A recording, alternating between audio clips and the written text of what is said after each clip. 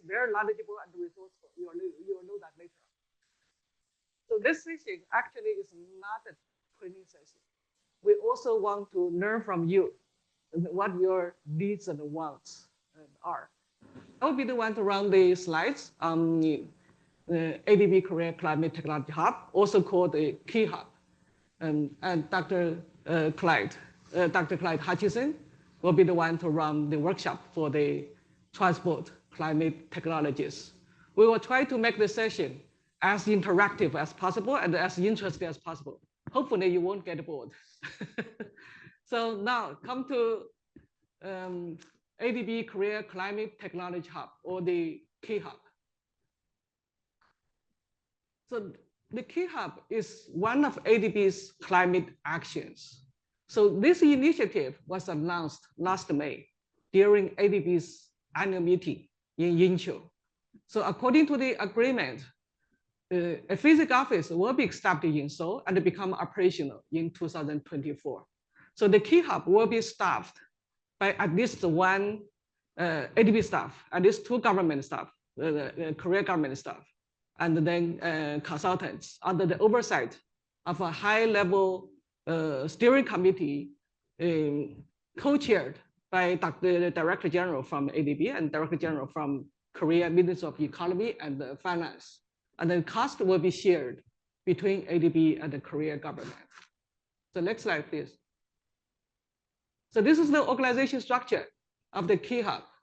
So the office will be led by ADB. It will have 3 teams: office operations, technology team, policy team, and business solution team.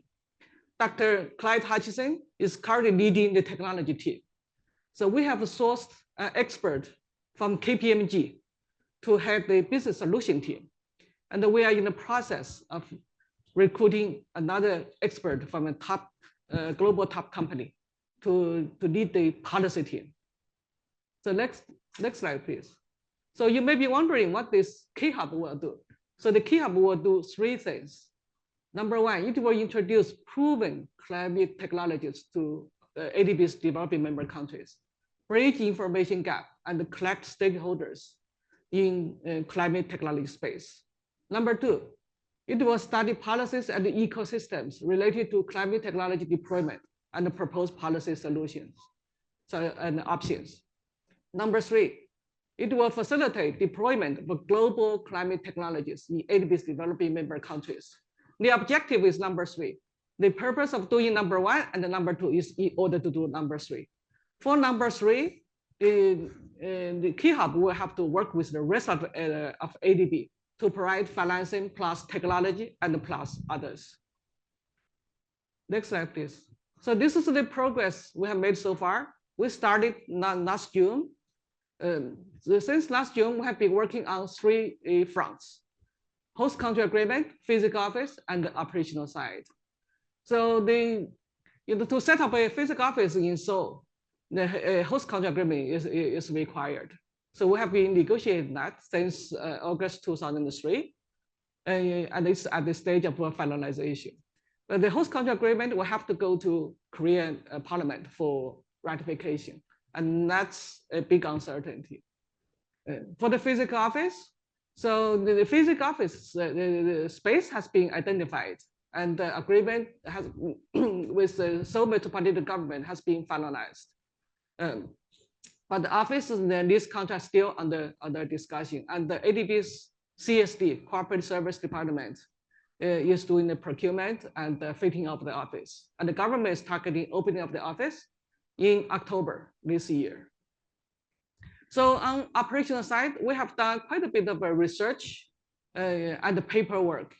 And the exemplary ones are number 1, the green technologies for Nusantara, Indonesia's new capital, which provides a range of green technologies from responsible land use to baseline measurement to the transport, energy, water, food, waste, and telecom communications. Number 2, the carbon credits and the market, which provides very good information on the compliance and the voluntary markets, which will be very useful to us and to you to explore alternative financing. The third one is Vietnam power sector policy brief, which not just only provide information on Vietnam power sector, but also the information on power sector of ASEAN, other ASEAN countries. So the number 3 is the Seoul approach to urban development, which provides good practices, shows good practices for climate change mitigation adaptation, and also making city livable and competitive. Have I missed another one? Water. Water? Water desalination technology? Yeah. That's another one. So besides the paperwork, so we have been exploring providing technology solutions for water problems in Bangladesh, and power grid problem in Vietnam, and the waste problem in China. And currently, we are providing support for revitalizing Pasig River in Manila as a transport route. So that's all from me. If you have any question on the office, on the Key Hub, I will be very happy to answer. Thank you. No, it's going to be in Seoul.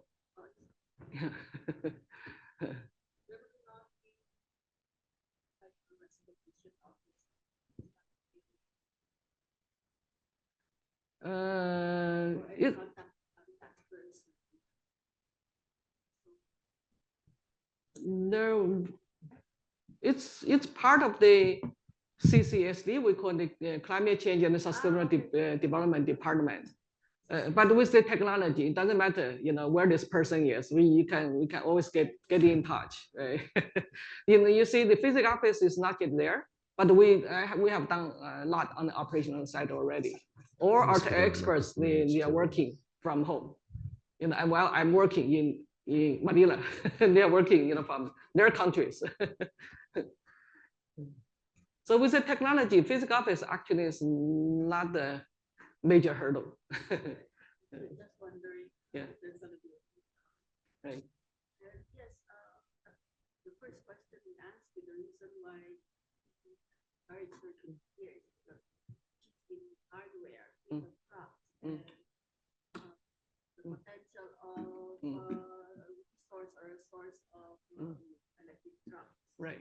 Yeah, Mr. Mr. Director Clyde Hutchison will cover that. Yeah, that's right. So any other questions? If not, I will give the floor to Dr. Hutchison. But before I go, we would appreciate it if you can do the evaluation of the session after the completion. Thank you very much. Any other questions? So floor is yours, Dr. Hutchison. Thank you, everyone. Luckily, this is going to be a very informal session. So if you have any questions, just do what you did. Just ask them, because we want this to be a workshop. So we want this to be a learning. As Kylie said, we are trying to work out where we can be most useful. You asked a very good question. One of their big focuses is that there's a lot of technologies out there. There's lots of hardware out there, which can solve a lot of challenges and a lot of climate change challenges throughout Asia and the Pacific nations, but they're not implementable. So you said electric trucks. Electric trucks is a very good example, because that can save a lot of pollution. We only have to go outside and see the pollution which is happening in this city due to traffic. So one of our big key focus is looking at that. How can we use existing technologies and trying to implement them within the development member countries within ADB? And Seoul is also a very good location for us to be. You're asked why the office is there, because Korea has went through a massive transformation throughout my lifetime. And there's a lot of case studies which we can use, as well as a lot of resources from existing companies in Europe, within Korea. So I better introduce myself before I start. So my name is Clyde Hutchison. My background, I've had 3 careers. So I started off as an academic. After I got my PhD, I went to Tokyo and then on to Imperial in London, and then ended up in Cambridge for 6 years. After that, I started to get more interested in how to fund startups and how to work with implementing technologies within large organizations. So I went on to then run Boeing's first ever startup program, then became head of innovation for an airline, and then also worked on developing innovation hubs for Japanese banks, and now here in ADB, I'm the technical specialist. So my role is to talk to people, see what their technology needs is, but also look at how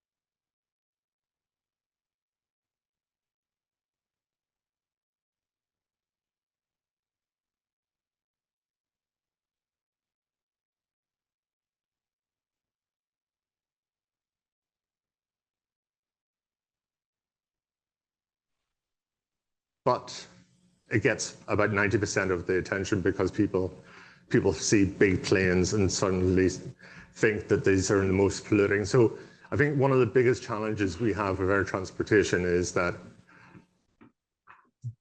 it's a very complex and expensive industry. We look at airports. Airports are congested. The skies are congested. Yet in some regions, there's no availability of aviation or planes. In some places, there's a challenge to get kind of any connectivity due to geography or just the size of the place. Also, I know from my personal experience, aviation, there's an old saying that if you want to become a millionaire, you're a billionaire which buys an airline. So airlines are a very unprofitable business. The average profit an airline makes from your seat is the price of a Big Mac. So it's around about $3 profit per seat on a plane. So it's very difficult for industry to be in, and it's difficult for profitability. Also, airports, does anybody actually enjoy being in an airport? Airports tend to be outdated in how they function because they take so long to get built and they're 15 years behind. So the challenges with aviation are not just looking at emissions, it's looking at the availability of aircraft. It's also looking at the congestion there is in the skies, but also the availability of aviation otherwise. Over the last couple of years, there's been a big movement for changing the fuel. So to make aircrafts more sustainable. So I think one of the big challenges is how do we do that? So I'm going to try technology now. So I want, if you can, we're going to use Slido. I don't know, has anybody used Slido before? So if you can look at the code, use your phone, or if you even go onto slido.com and use that number.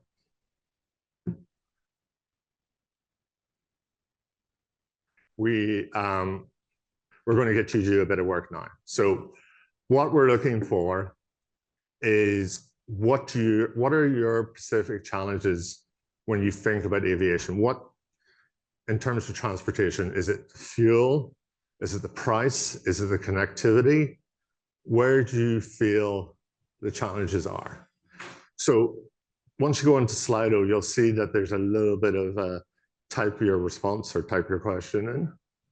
If you don't want to use Slido or you don't have it, you can't get to use it, we put post-it notes, and we have Air, Land, and Sea there, so you can put the post-it notes up there. And we're going to try and see if we can get some of the challenges up. So if you have any problems, give me a shout and I'll try. Oh no, you're working the challenges. What are the challenges? And once they start to scroll, so we've got one person typing already. Once we get these up and running, we'll start to see, and you're able to vote which ones you think are most important to you. Yeah, so we've got the first one up, which is airfares. Right, we've got 5 people, 4. Is anybody any challenges with the technology, or are you okay? Airfares, connection, congestion.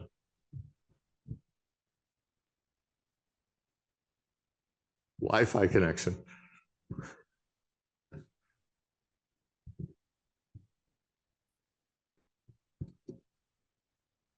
So connection, are you talking about connection of planes? Are you regional connection? What type of connection? Route connections. Is that on a Cambodian basis or?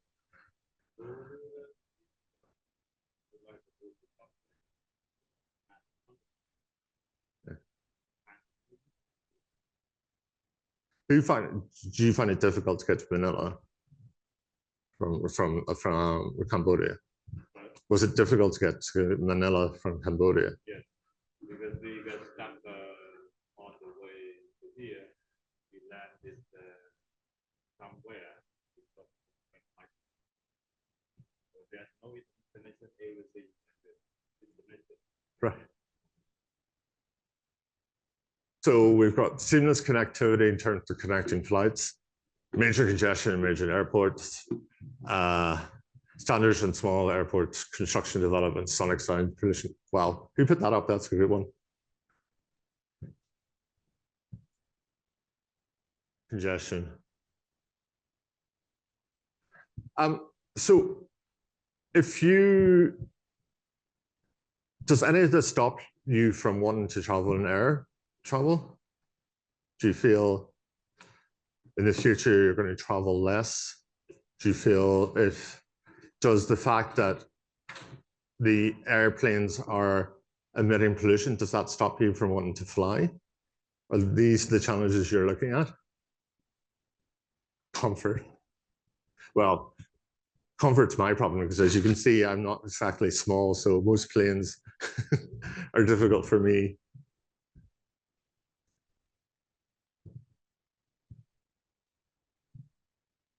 Is there anything else that you're looking for?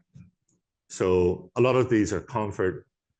What I've noticed that a lot of you are not saying the problem is pollution, the problem is the fuel of the planes.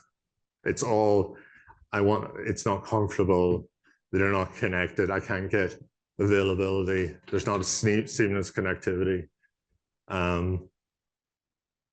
Just wait 1 more minute, 1 more person. Thank you. Somebody's put up greenhouse emissions.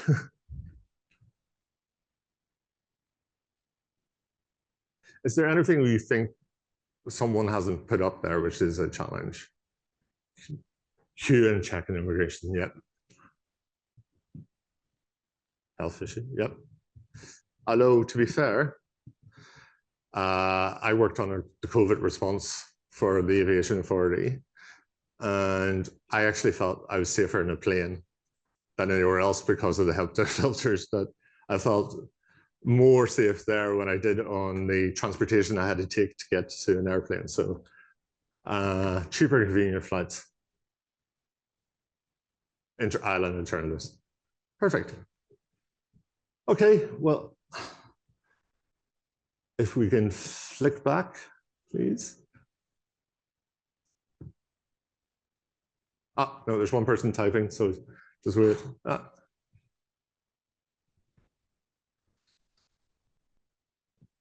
Yeah, go for it.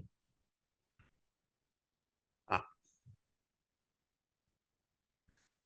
So I'm going to try to intertextualize what you've said into some of the technologies we're seeing. So I think air transportation, for me, is going through a complete revolution. I think one of the things I've noticed is that planes are going to get smaller and they're going to be more connected. They're going to be more connected to other forms of transportation. You're maybe not going to be traveling, if you're traveling between the islands here in the Philippines, you're maybe not going to be in a big plane. You may be going to be in a small plane. There may not be a pilot in the future in the plane, which I don't know how people feel. So I'm going to spend the next sort of 10 minutes going through some of the technologies. Please stop if you have questions. If you disagree with me, please stop me. And also, if you want to know how this will work in your region or your town or your city, please let me know. So, first technology I'm going to talk about is a Chinese technology called EHang. So EHang is a very interesting company because it's electric vertical takeoff and landing. It's interesting because it's the first one of these, what we call drones or passenger drones, which has received a civil aviation license. It's very interesting because it takes a payload of 2 people or one of me. I think 200 kilos might be a little bit advantage for me. And it can go at 100 kilometers an hour, and it kind of roughly go around 35 kilometers. This is now up and functional. Last week, it has done Dubai to Abu Dhabi, and it's now going to be a functional. This is autonomous. It doesn't have any pilots on it. I'm seeing your face. Yeah, I feel you don't trust anything which doesn't have a pilot driving it. And I have the retail price up there, which is $410. In fact, they've just announced yesterday, unfortunately, that price has gone down to $330,000.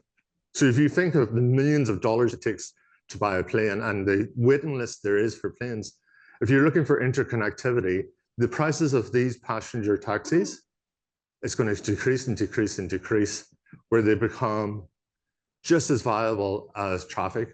And because these are electric and can be run off renewable sources, they're not going to have the challenges of emissions.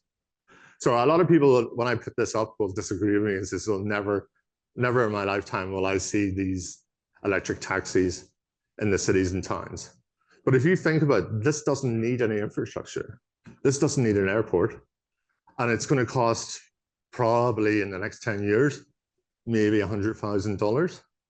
So it's roughly the price of a very fancy taxi. Another Chinese company is Autoflight. And this is the first, they started as a first intercity taxi. They were from coming out of Shenzhen. They've now moved into bringing cargo. So if you're starting to think about it, trucks are incredibly inefficient, if they're not electric, sorry, way of transport. Because if you look at the roads in Asia, about 5% of the traffic is trucks. They're responsible for about 26% of car accidents, but also producing a lot of pollution. If we're looking at how e-commerce is moving in Asia, people are going to use cargo more and more. And they're now believing that this is going to be having 300,000 flights a year. So if you're looking at delivering small packages, you don't need a truck. And this is another example of how these EV tolls can work. We talked about airports and the inconvenience of airports, but also the challenge of having the planning of airports. What we're starting to see, actually Singapore is about to build one of these vertiports, is you can build these skyports or vertiports which can be in top of buildings. Some are actually the size of a tennis ground, which means you don't have to build complex infrastructure, which is expensive, requires planning, is disturbing. So the average cost of this is less than $500,000. So again, these are solutions for an area. If you look at Manila, Manila doesn't have any green space. So this is a solution for being able to build infrastructure which can connect people and get people into cities.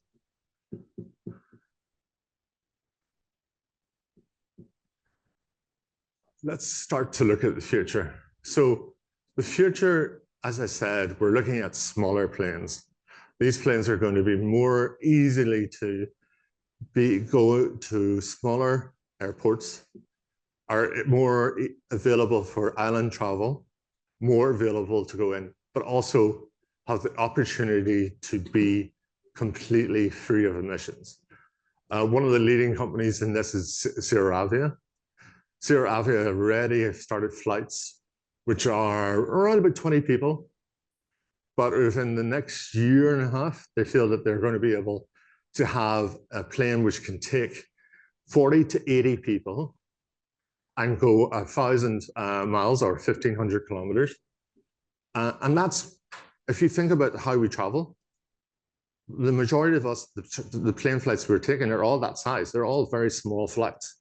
So this is an opportunity to build small airports, utilize the small airports which are very available. Some of them are ex-military, some of them are ex-Air Force, and being able, these planes are able to land in island settings and don't cost the same much money or require the same level of infrastructure than other airplanes.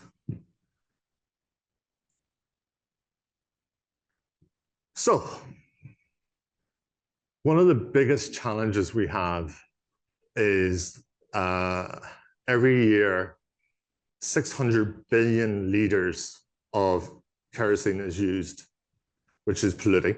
So the 2.5% of emissions which aviation have is caused by kerosene. And one of the big hopes as we transfer, because obviously, if you're going to buy an aircraft which is going to cost you 30, 40, 50 million, you want it to run for at least 20 or 30 years, because that's how you're going to make profit if you're an airline. Because after all, you're only getting the price of a Big Mac profit from every seat. So one of the big hopes for this transition period is sustainable aviation fuel. And sustainable aviation fuel is a mixture of having government policies, available feedstock. So when I say feedstock, feedstock is how you produce fuel. So that can be plastic. It can be leftover food. It can be hydrogen. So it can be a lot of different what we call waste. Actually, in America, they're using the leftover oil from McDonald's and Burger King and KFC to produce the sustainable aviation fuel. And we have a feedstock. We have to look and see the feedstock diversity. The challenge is, as I said, we need 600 billion liters. And last year, there was 100 million liters of sustainable aviation fuel produced. So we're far away. And to give you an understanding what it looks like in Asia, we're going to get this. So in Asia, we're starting to see that we're having a progression of where sustainable aviation fuel is. You're starting to see that the governments in the region are starting to mandate how much fuel which need to be sustainable every year. So China, we'll start off with India. So India, the Indian oil company is producing a plant. The government has set aside a regulation that they need 1% of SAFs in production by 2025. Singapore, advanced as always, is building the world's largest sustainable aviation fuel. They're partnering with a Finnish company called Neste, and they're looking to produce in Singapore 1 million liters. annually. Obviously, Singapore is interested in this because they look at Singapore being an interconnection area for the region. They're worried that Singapore Airlines is not going to have enough fuel because Singapore Airlines is a big long-haul airline, so they really want to become a leader. In Malaysia, they've started to look at doing a relationship with Petronas. Here in the Philippines, an airline I know very well, Cebu Pacific, has already started to create flights with 35%. And actually, Philippines has a huge opportunity to be a leader here. Philippines has a huge source of sustainable aviation fuel. And I know there's a lot of people from Philippines here. So what do you think could be a source of sustainable aviation fuel in the Philippines? There's two major sources. Biofuel, yeah, but what from? What type of plant? So what does Philippines have a lot of? Yeah, one thing in particular.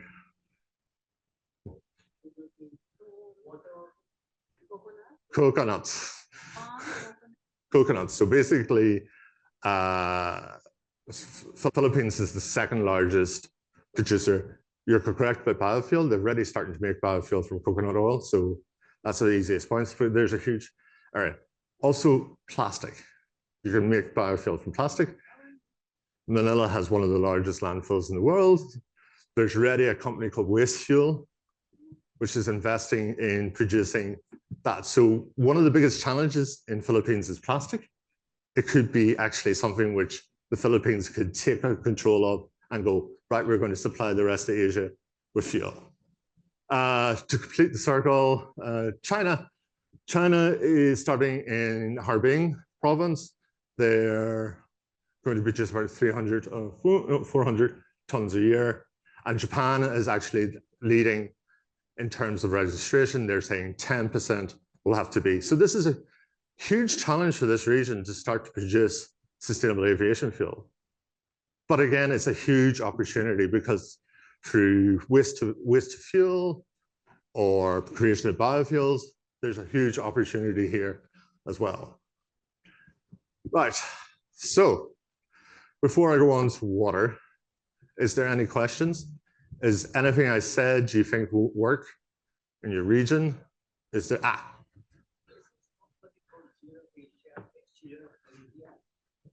Sarah, yes. So they're at the point of, they say that they will be just in planes by 2026. But if you know anything about planes, that's quite good because it takes you 3 or 4 years to get a plane once you've ordered it anyway. So they're saying 2026 that they have been testing planes in the UK and in, they've got a site in, I think it's San Jose in the US, and they've been testing planes from that. So they think it's 2026. They've had a lot of funding. They have prototypes already. Prototypes, which they're working with several of the aviation authorities to make sure that this is fast flight. The European Commission, I'm actually was on the board which provided them funding. So the European Commission gave them 21 million to try and speed light this, because we see this as a really good use, because we want to encourage smaller planes instead of the bigger planes. And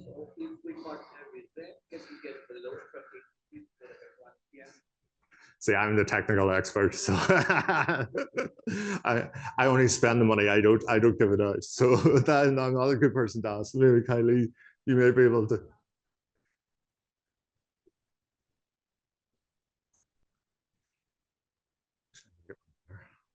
ADB has sovereign and non-sovereign operations. For sovereign operations, basically, ADB gave those grants to the government. So, and then the government will invest, in infrastructure, whatever, the school, education, health. And then we have also private sector operations. Basically, they can invest in the company. They provide loans to the companies. And sometimes they require guarantee, sometimes they don't require. the guarantee. So it depends, but ADB doesn't finance very profitable companies because there's ADB saying that if you are so profitable, you should go to market to mobilize finance rather than from ADB, because ADB is a non-profit organization, or the financial products are still highly preferential. So for sovereign operation, you have to approach the government. The ADB has a planning exercise, and every year we do country partnership strategy. And going with it is a project pipeline, 3-year rolling project pipeline. But every year, ADB updates the project pipeline. But for non-sovereign operations, so you can also approach our resident offices. ADB is trying to scale up private sector operations, and is trying to outpost private sector staff into resident missions. You can also approach, and then they will get started. But they have a different, they don't have a 3-year project pipeline, for example. If they're good projects, they will move fast. It's normally about 6 to 9 months. Yeah, it's a good project. There's a shortage of people in place, there must be place. Yeah. Putting up this operation. Yeah. Right. Yeah.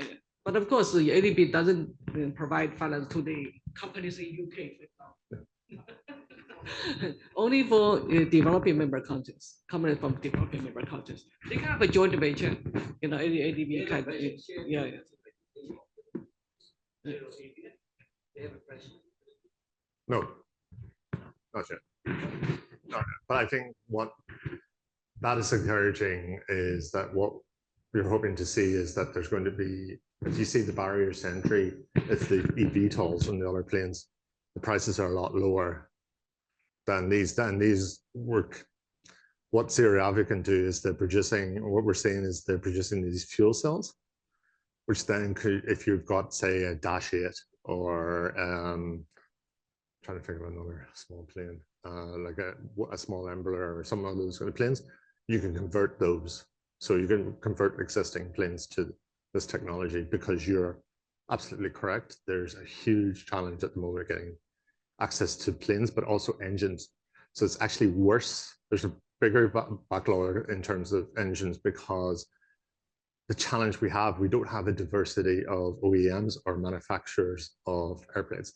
And this is what we're trying to encourage here, is that we have a wider diversity of companies and options, so that we're not reliant in the world of, at the moment, we're reliant really on 4 companies which are producing aircrafts, and it's ridiculously low, but that's because the industry is not profitable and it's difficult. So therefore, and if we look at the engines, Pratt & Whitney has 52% of the market. So basically, they can say, okay, you can wait 2 years to get an engine, where no other industry would you tolerate that, but it's just because aviation is complex, it's heavily regulated, it's expensive, it's not profitable. So like, anytime I hear anybody setting up an airline, I just go, why do you do this? It's a very difficult area. Like Cebu Pacific is a good company, but if you look at other airlines there, it's a very difficult industry, which is very sensitive to shock and any kind of change. So therefore, and they need these big, expensive, heavily regulated. And also one of the big challenges is young people don't want to work for airlines. There's a lack of pilots, there's lacks of people who to do it as well, because they don't want to be seen to be working for this big polluting industry. So it's not just the technology, there's the social side is also around that. So like I think what I really want to show is that we have to look at a bigger diversity of transportation solutions in the future. And I'm going to come on to it later, but like one of the biggest challenges is, how do you get airplanes, cars, bicycles, buses, trucks, how do we get those all interconnected, and how do we get those to run together? Because that's one of the biggest challenges. Is I could be like, I used to work in South America, and the taxi to the airport was more expensive than my plane ticket. So like, there's something wrong here. There's also one of the things I used to look at was that when I worked in the airline was we started to look at bus timetables from different cities, because if people can't get to our planes on time, because the majority of people in the world take a bus as a transportation. So anyway, we'll get on that in land transport, but that's how they're all interlinked. So we have to think, how do we get everything interlinked? And we have the technology, but also how do we do a diversity of transportation and start to look at smaller potential air travel. Although it may be scary for you because there's no pilots. Yes. They've started to have one flight. Yeah. They've had one flight. Yep. So you have biofuels already. I can't remember where it's from, but there's two companies producing. One's in the north of Manila. I can't remember the name of the company. Waste Fuel is another company which is looking at converting plastic. There's already as you pointed out, thank you. There's already an existing biofuel. Yeah. So, well, no, Waste Fuel is an American company, but they have a local Philippine partner, which has been, I think it's the only company in Manila which is recycling plastic. They are, I think they're the only one which has a big kind of private plastic kind of recycling plant. And for the life of me, I can't remember the name of them. Awful the names, but but you can check. So if you look Waste Fuel, but I think for me, I look at Philippines and see this as a huge opportunity for Philippines, because the world needs this fuel, and Philippines has lots of coconuts. Both of us like boko juice, so there's coconuts everywhere. Well, no, but also if you think about I'm sorry, I'm going to move on after say this, but if you think about it, like a palm tree a coconut tree grows to about 30 years and then it falls. So you can use that whole plant to make biofuel. So, and then it's regrown. So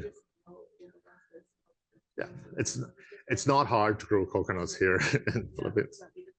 Yeah, so I think this is where you're starting to think of how regionally this could be a huge opportunity.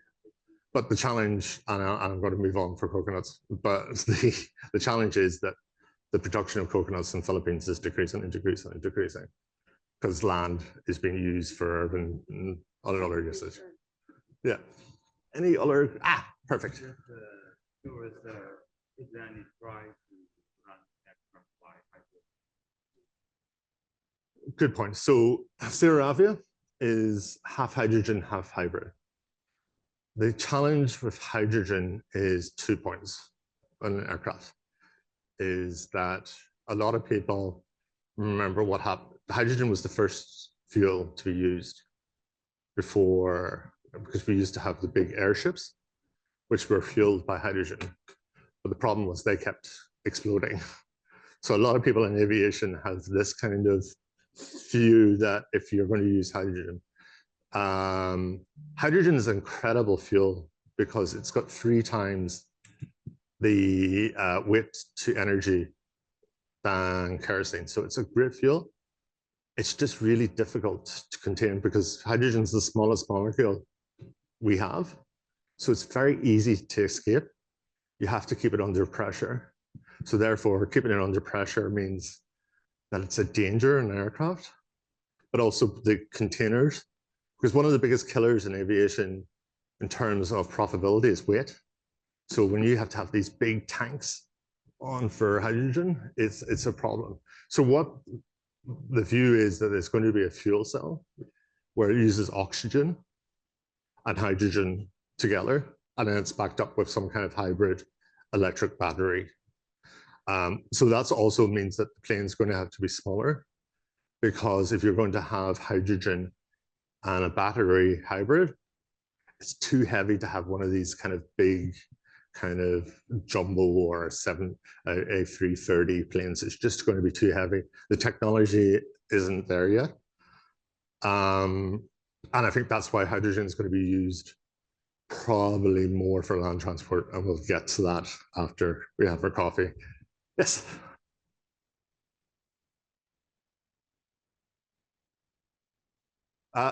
No, trains, they're fantastic on trains, because, and I'll get to that when we're doing land.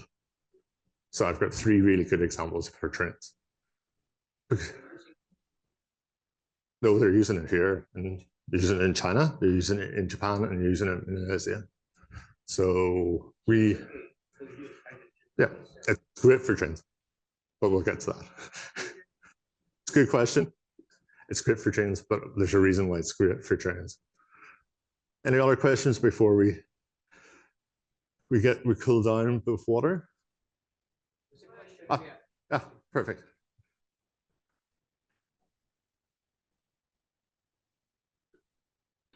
I have just here, I can hear. We're from Mindanao. Mm.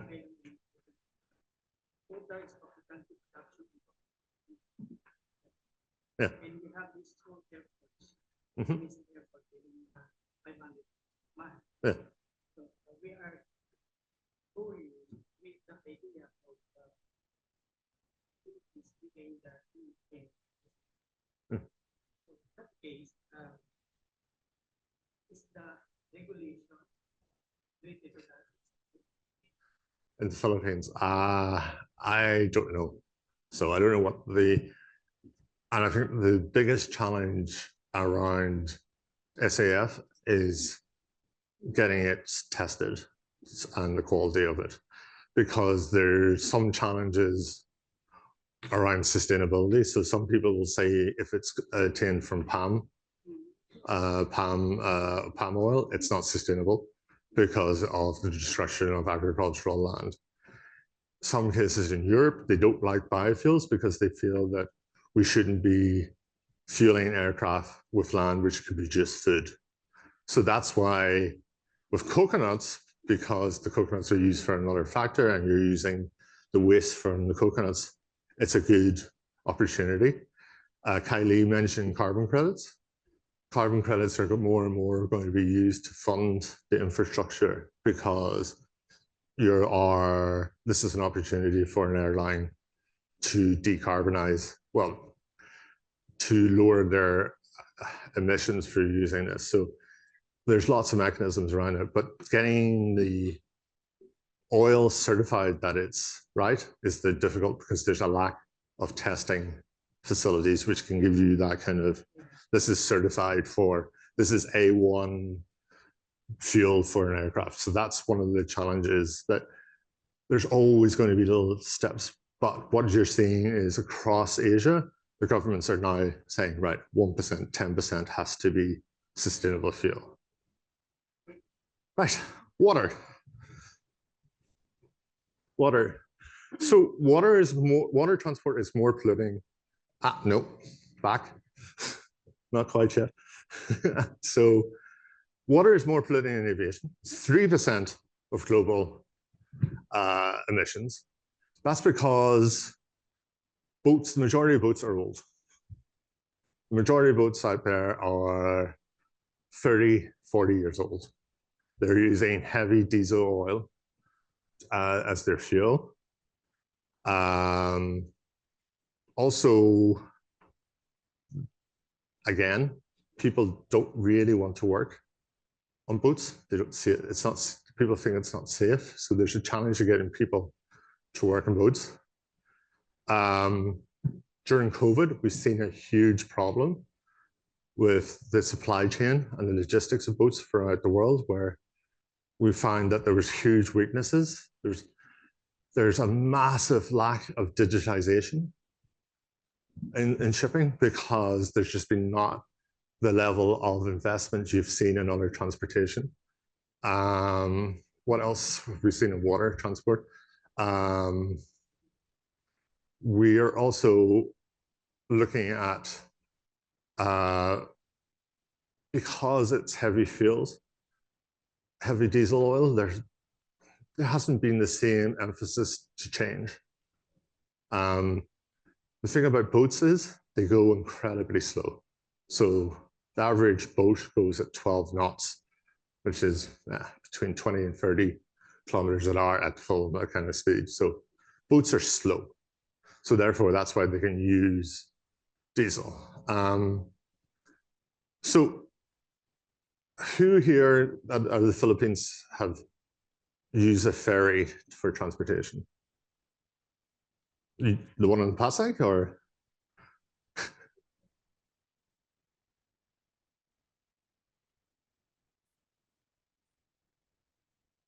Yeah.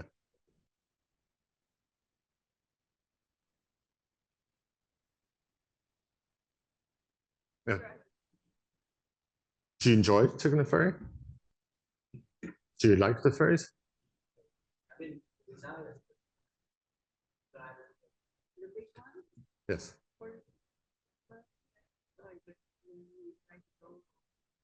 The roll on, roll off. Traveling from one island. Or you're taking your own car. With the car park. So now we're going to Slido. So I'm keeping the guys on their toes. So, right, you should know about Slido now. So we're now moving on to what the challenges you have with water. Also, if I'm interested in people who have used water as a transportation, what do you think of water transportation in terms of for business, for personal travel? Where have you had good experiences? Where was the bad experiences? And also where you could think that there could be, hello.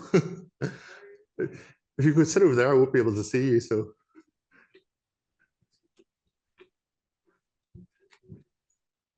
So we're talking, you've just missed, we're talking about water transport, and we're asking where you have problems. We're using Slido. So if you've got a phone, you can just use the QR code and really start to list. So we're going to switch. Yeah. Safety.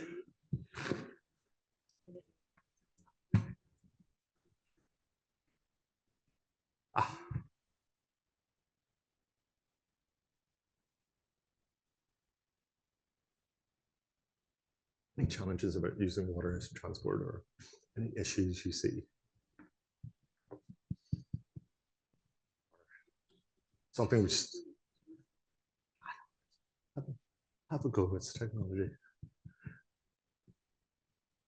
You from Fiji or where are you from? Sunbush. Perfect. Nauru. Perfect.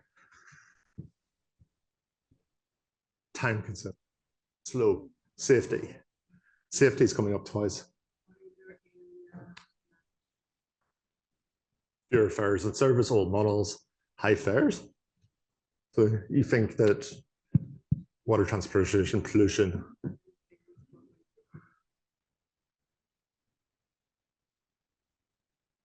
So safety is coming up, not enough ferries.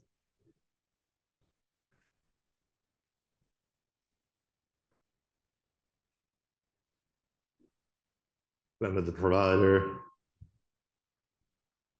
Security comfort. So I love boats. I actually live in, my house is an old river pilot's house. So I see boats going past my house every day. So I'm probably overly positive about boats. So it's interesting to see a lot of people inaccessible, safety, comfort. Accessibility challenge. Wow, there's more challenges than there was for aircrafts here. Safety, accessibility, comfort. Connecting ferries, interlinks, yeah, climate resistance, resilience. These are all good points.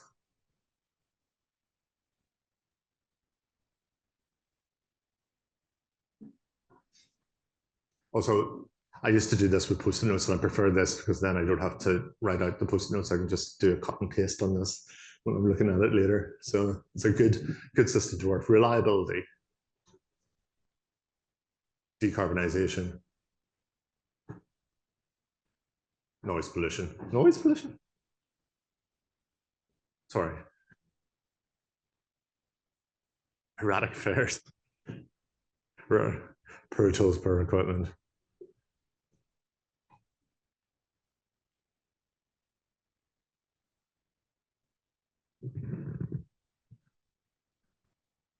I think are we coming to the end?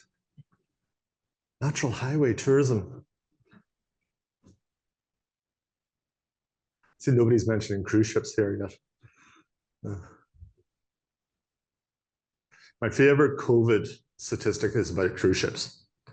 So during COVID, Carnival Cruises had to do a test cruise so that they can get CDC clearance. So because it was a test cruise to see, so they couldn't charge people for this cruise. So they said to people, we're looking for volunteers for this cruise. How many people do you think signed up to be a volunteer? Where on a cruise ship, there's no protection against COVID. How many people signed up for that cruise as a volunteer? No, across the world. 250,000 people were willing to risk their life for a free cruise. So my view is no matter what happens in the world, cruise ships will survive. The World War III will start tomorrow. There'll still be somebody booking a cruise ship in the mornings. That's an industry I look at coming from the aviation industry and go, I wish I could charge people. I tried, when I worked in the airline, I tried to do some things which the cruise ships do, and my boss said it was too bad. To be fair, I did. I volunteered. I volunteered. Interconnection. Okay, convenient travels for PWD. Sorry, what's PWD? Thank you. Seniors, Asia vessels, natural highway tourism, interconnection, roll on, roll off, and island groups. Okay. Can we flick back? So again, stop me if you want anything explained. If there's anything you feel won't work, please stop me. Let's start off with electric ferries. So anybody who's been to Bangkok realized that Bangkok uses the river super efficiently as a method of transport. This is an ADB funded project where they put, excuse me, where they have put on now 27 ferries. These are electric ferries. They carry 250 people, but more importantly, it's dramatically reduced emissions. So nearly 20,000 tons of carbon dioxide has been removed just by this small number of ferries. And if the people here from the Philippines, can you imagine what kind of impact that would have if you started to be able to use the Pasig River as a transportation route here? So to get people in and around, because all of us who have been in the city knows how bad the traffic is. So this is an opportunity to really to do this. And this is obviously something which is not that expensive to do. And it's possible. So this is electric ferries, because another thing about this region, what do we have? Lots of sun. Some of the places have lots of wind. This could be used for renewable energy to support this. So that not only is the emission free, the electricity comes from renewable sources. So this is a really big opportunity here because rivers are underutilized as a way of transportation, and I'll get to that in a moment. So would you take an electric ferry? Do you feel safe in an electric ferry? Yes, it is. Very cynical person. Yeah, so, but a lot of you were saying, talking about safety. Would you feel safe? Do you feel safe on an electric ferry? Would you have an issue? What about when you talk about safety? Because a lot of you brought up safety. What is it you're scared of on a boat?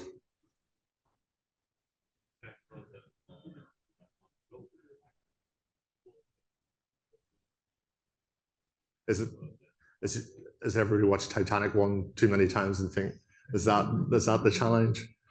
But I think this is an incredibly safe form of traffic compared to a road. Right, let's talk about other fuels. Remember at the start I said The good thing about boats is they go incredibly slow. Also, they float, so weight is not a problem because you can put weight on. Also, you can use a whole variety of different fuels. So what we're starting to see is a lot of the ferries, and this is a ferry from my homeland, Stena Line Germanic comes into Ireland, where I'm from, can be fueled by methanol. Methanol can be produced from biofuels. It actually can be produced from, the earth produces it itself. It comes out of, it's a gas which is normally found as well, but also can be used by carbon capture. So it can actually be carbon negative because we can actually grab the carbon from the air and use that to produce methanol. Slight challenge with methanol is you still have to burn it. So you still get what we call SOx and NOx, which is sulfur dioxide, nitrogen dioxide. So you need scrubbers, which prevent that pollution getting into the air. But the scrubbers are very, very modern and productive. So you get 60% of the sulfur and the particulates. So you're not getting the pollution. And you're getting 90%. So you get 60% of the NOx. And it can reduce overall emissions by 30%. And as you can see, these are big boats. So that's 1,500 people and 300 cars on it. So again, another solution which can be used, because what we're starting to feel is there's going to be different solutions for different regions, because what you have in your region which can fuel this. Is it methanol? Is it going to be electricity? What is going to be most important for your region to pick as a fuel? One of the oldest fuel is ammonia. I think the Japanese have been working on ammonia as a fuel nearly 70, 80, 90 years. It's probably the longest known fuel we've had. It's abundant, it's cheap. It doesn't produce any carbon emissions, but it can produce a nitrogen oxide, so you need something to scrubber. Problem with ammonia, it's heavy, it's dense. You can have it at liquefied form under pressure, but it's still quite heavy, and it has only kind of the third of the energy that kerosene, but it's abundant. The only other challenge is people who work in boats don't like it. It's corrosive, it smells. So a lot of mariners don't really like it having it on the boat, but it's an alternative. And that's what I'm trying to sort of point out. There's lots of alternatives. So if you come from a region where you have lots of ammonia, this is a good opportunity for you to use for that. Like you can have natural form of ammonia. So if you have a big bird population of seabirds, they produce lots of ammonia. So you can all smell it. I used to work with penguins, and you could smell the ammonia coming off the penguins. So lots of sources for it. Right, we're on to hydrogen, which is obviously everybody's favorite. Hydrogen, incredible fuel. It's 3 times more energy dense than kerosene. You can either burn it or use it as a fuel cell. Absolutely no emissions. The waste product from burning hydrogen is water, because you need hydrogen and oxygen to burn it. So you need oxygen to burn it, so you get water. The challenge is, as I said before, we haven't quite worked out a really convenient way of storing it, and it's difficult to transport. But it's a completely abundant source. So there's an opportunity. I'm advising a program at the moment to create hydrogen from water using solar power. So we have lots of from the sea. So we're not using drinking water, we're using seawater, and you're going to get hydrogen from that. So a completely abundant source. And it could be a real game changer if we can start to work out how to do storage. Saying that, we're still getting first generation of boats. This is a boat in Belgium, which is in Antwerp. So it still is a viable fuel, even at the moment, for short journeys in between, say, island groups. And it can be used, and it's in the future could be a real opportunity because it's as long as you have sun and seawater, you can produce hydrogen.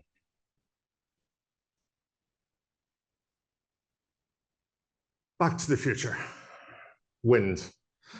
So this has become an interesting fact that because, as I keep saying, boats are slow, it doesn't really matter that you can use wind. So this is a project which is just about to go run off. It's just got funded by the European Commission. Has its roll on, roll off, so it can have 7,000 vehicles, can go at a 10 to 12 knots an hour, and completely free of emissions. So it's completely run on wind. Something which is a bit more recognizable to us. This is a French company called Neoline. They are a cargo company. Michelin, who you all know from tires, is heavily funding. L'Oreal are heavily funding. Michelin are deciding that they're going to use this between somewhere in France and Baltimore. It's going to Baltimore. Yeah, Saint-Nazaire. And they're going to use 50% of their American cargo is going to go on this boat. Again, 90% cut in emissions, but it's going at 11 knots. So it doesn't really matter. You don't need, you're not doing speedboats, so you can use wind for cargo. So it's, I think it's important. So this is getting a lot of support because when we start to look at supply chains, this is really going to help with the decarbonization of supply chains. Kites. So all of us have played with kites when we were kids. So this came from Airbus. So Airbus created this technology, and they find that by putting a kite in the front of a boat, it could reduce emissions by 20%, but also save around, I think it's 1,000 tons of carbon per year. So simple, achievable, like this is a really simple technology. This is nothing which is Star Trek or next generation. This is a kite, and it has a very easy way of cutting your emissions. Because again, boats are great because boats are slow, so you can do these kind of things. One of the things I'm really passionate about is, and you probably can guess because I've talked to rivers, is there's a chronic underutilization of inland waterways. If you look at the example I've given is India. India has 20,000 kilometers of inland waterways, which can be navigable and used. It's a lot safer in traffic. As I said, trucks are 5% of road traffic but cause 26% of death. So going back to our safety question, this is a lot safer than using trucks. And also there's a whole range of different ways of fueling that, because we can use electric, we use hydrogen, we use naphtha.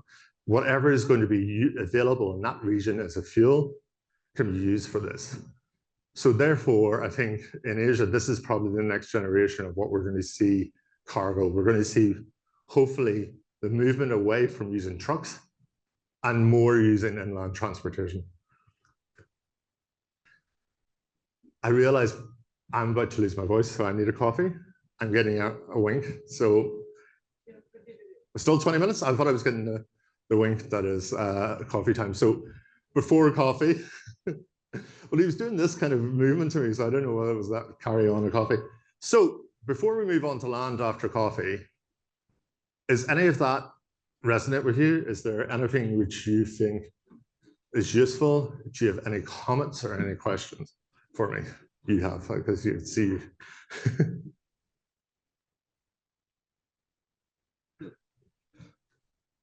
I'm going to use the opportunity to get some water. Just shout. What is this?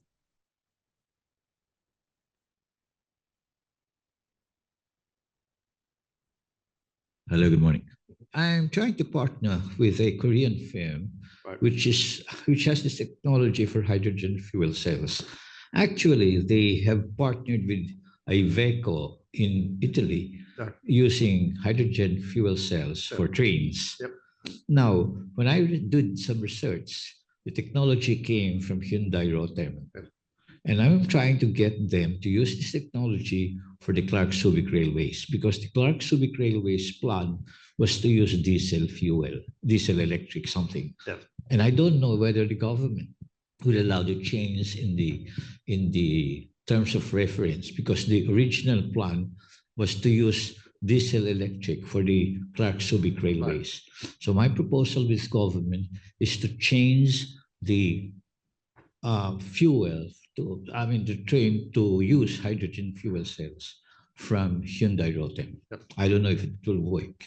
The negotiation is in flux right now. So I'm going to do you a favor in the next presentation. So I'm going to talk about hydrogen fuel cells and trains and why it's a good idea. So yes, I agree with that. Any questions on water? Any thoughts? Like, I was interested about safety. What do you think could be improved in safety? What challenges do you have? Because I think safety is something which it was a common point of view, and convenience and accessibility came up as well. So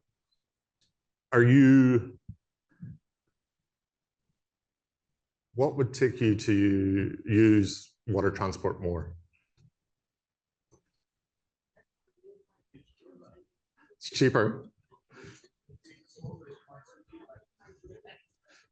Close by. Yeah. But if there was a bus which took you to a ferry, yeah. So this is convenience factor. Interlink transportation.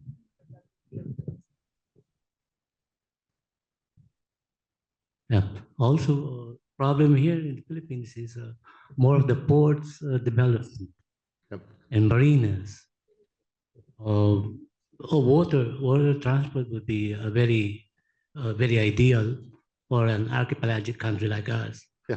But on the part of the port development, there are some, I think, regulatory. I have here beside me from the transport department. So you know, actually, it's not just here. I think ports are underdeveloped everywhere in my home country. There's a complete lack of electrification at the ports. So people talk about electric boats, and we're saying, well, where are you going to charge them? There's no charging stations, or there's nothing there. So I think for too long, ports have had a lack of digitization and a lack of connectivity, and also a lack of electrification, because again, people have they've run on diesel. Why do we need to have a electric here? So I think now because we see that even if you transport something on a barge and it's using diesel, the emissions that produces is incredibly less than a truck. A truck is one of the worst ways of transporting anything. So, and I think, but it goes back to convenience and infrastructure and availability. So people use what is available for them in their region because it's too difficult. And I think one of the good things about technology is coming through is that we're now starting to see that we're able then to overlay infrastructure. So therefore that we can start to use, you're saying, I would use a ferry, but if there was on-demand transport taking you to there. Yeah. We'll try and build a canal to your house and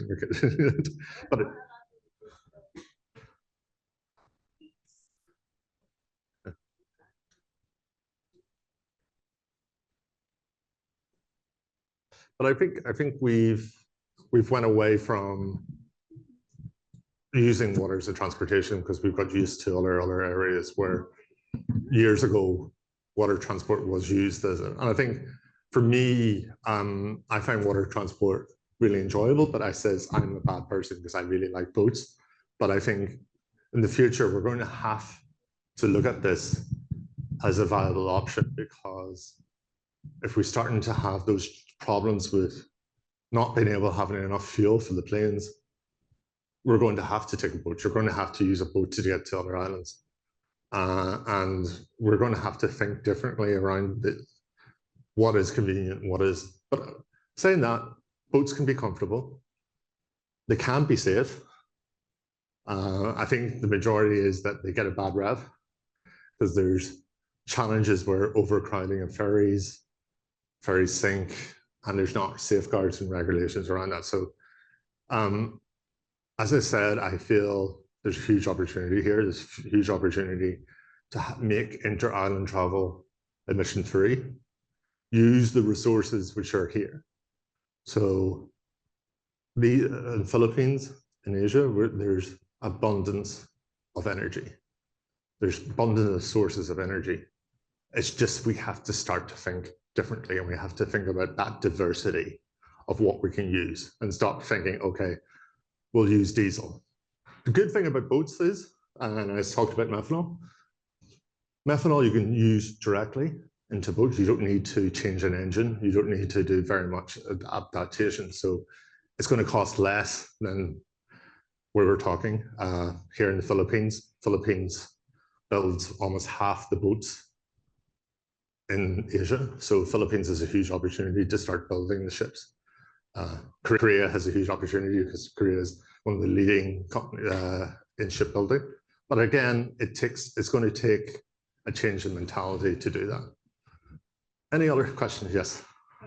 Is there solar power water? Yes. In fact, we were just talking about this week.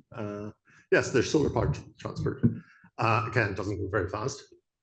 One of the challenges is how you store the solar power, because the batteries can be quite heavy.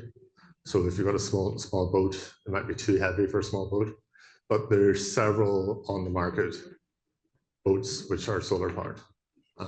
They're mainly they're still in the luxury market, so they're usually kind of the sort of Jeff Bezos has it as a plaything for their super yachts. So they're not really into the public transportation market, but you're starting to see them coming through.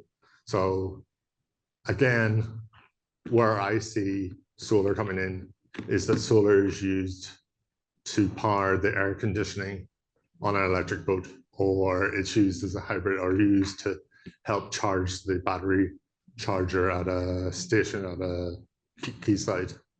Because it's still, I think it's going to take a while, but there's been huge advances in solar. It's getting thinner, smaller. You can use the glass in the ship to generate solar power. So there's huge amount of opportunities there. Another question. I'm not answering a question. Trains to land. So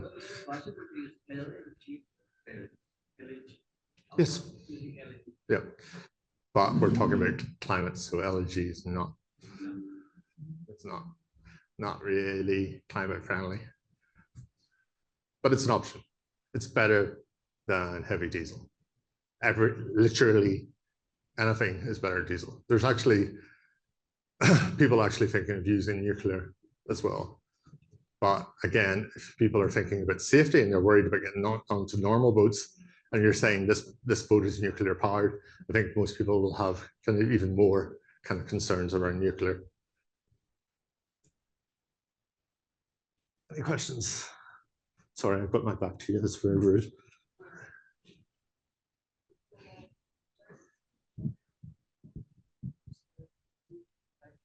Yes. Mm-hmm.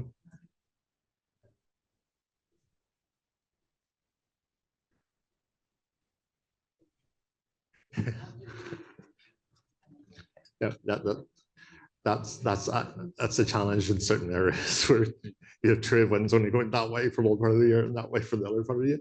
Yeah, I think it's.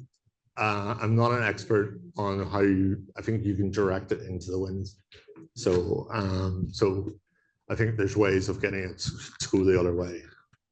I've talked to the guy who invented it, and he gets that question quite a lot. And he says it's up to the angle. He went very I'm not an engineer, so he started going into wind vectors, and I sort of glazed over. But I think there's a way you can direct it.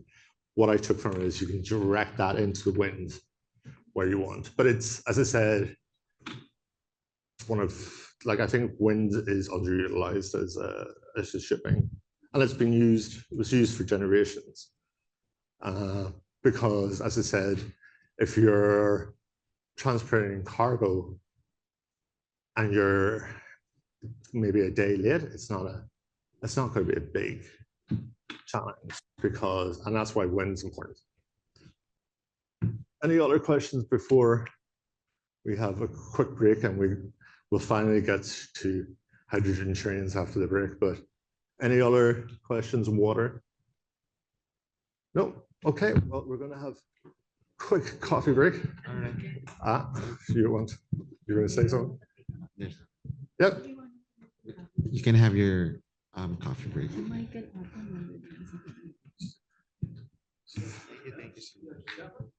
Irish. But most people think I'm German because they look German.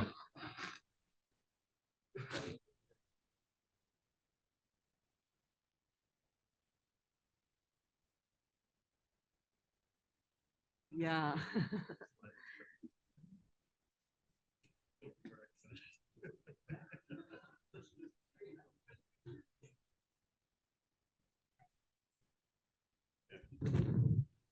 Sound check 1, 2, hey, 2.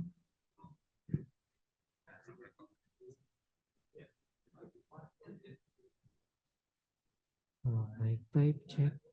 Mic 5 check. Mic 5 check. Hey, hey. Check. 5.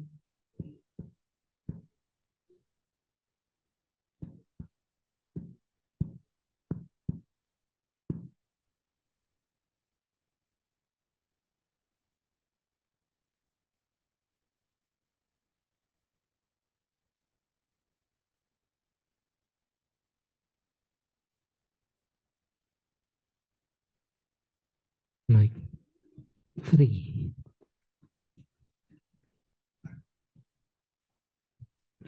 Mic 1, 1, 3. Hey, 2.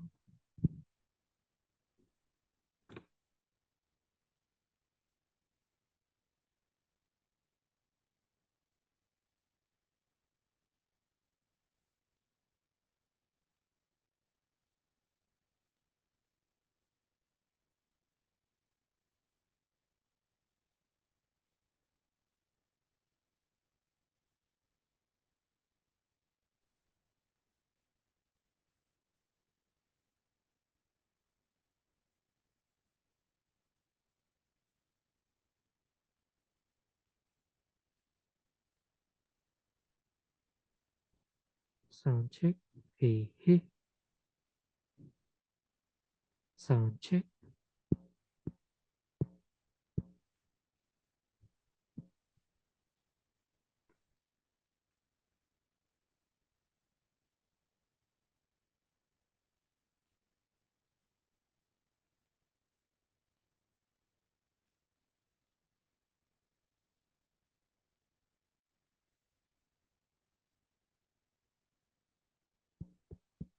Mic check.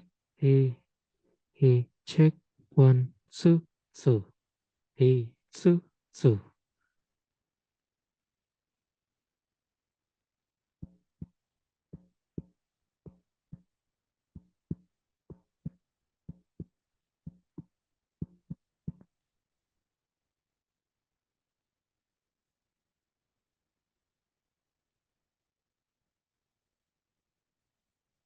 Hey, hey, hey, 2, 2.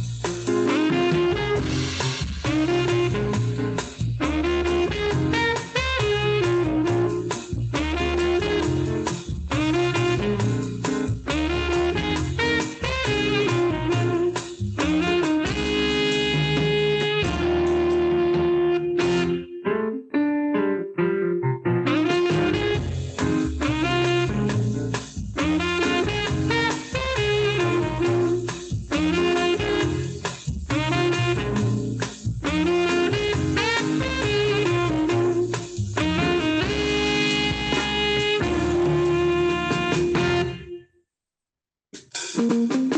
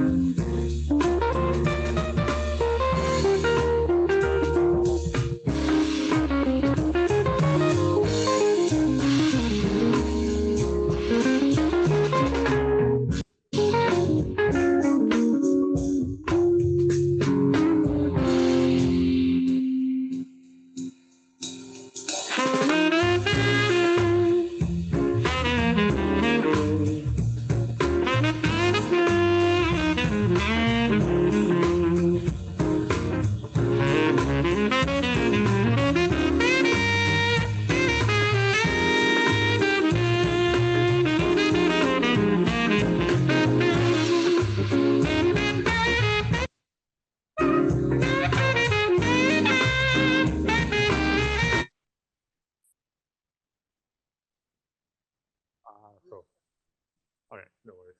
I didn't even see. Okay.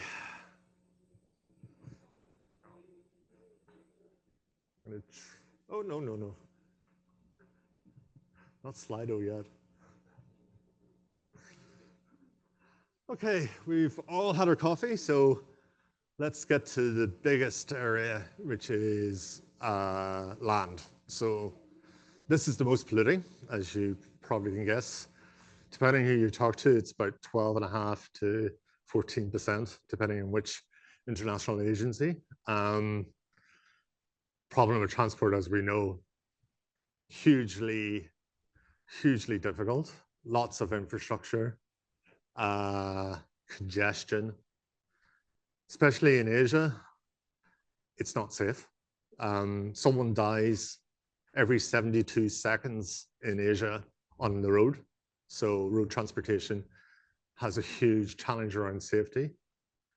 We're also in an area now where we're looking at increased urbanization. So increased urbanization means that it's increasingly difficult to how do we work on transport and how do we make it sustainable. Also the challenges around supply chain. COVID was again another example of how fragile our supply chain and our logistics are. We're also entering an area where the jump in technology means that we're getting more digital and the challenges around that. Also, because we're getting more urban, the divide between rural and urban transport has become more and more, where the challenges of how you get from cities to the countryside becomes more and more difficult. So again, it's a huge area. It's a big challenge, but we have technology. And also we're starting for the first time in 100 years to start to think that the internal combustion engine may not be the most prevalent technology in land transport. So our last Slido. So you know the drill. Also, for people who are looking online, please use Slido, use it as an opportunity. People who just come in, which, there, where are you?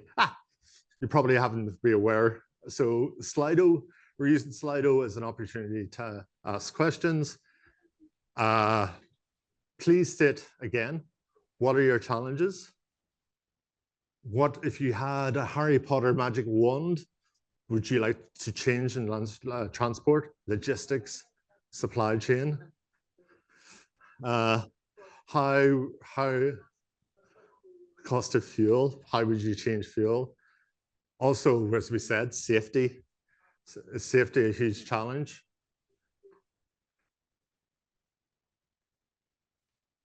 What will make transportation better? Comfort, safety, pollution. People from the Philippines who live in Manila, you may have lots of answers to this. Obviously, Manila being the slowest commutable city in the world is a challenge. Accessibility, unmaintained infrastructure. Policy, that's an interesting one. Safety. Growing cars means roads, means more congestion. Costly spare parts. Oof, this is someone very organized. Integration of overall transportation network, comfort, safety, supply, pollution. Also, if there's something which you think is working, let's not all have it all negative. If there's interconnectivity, interconnection, that's a positive. So safety's still way ahead in terms of people's concerns. Protect against gender violence. Actually, I don't have that on my slide, but that's actually the protection of gender-based violence. I've been involved in projects in the past. In South America, there's a project in Mexico and one in Chile, which is an app for women so that they can travel in public transport together, so that they don't feel in danger and traveling, but also it helps them alert. So if you're interested in that area, let me know and I can give you a couple of examples of digital apps which have worked in Mexico and also in Chile around helping women.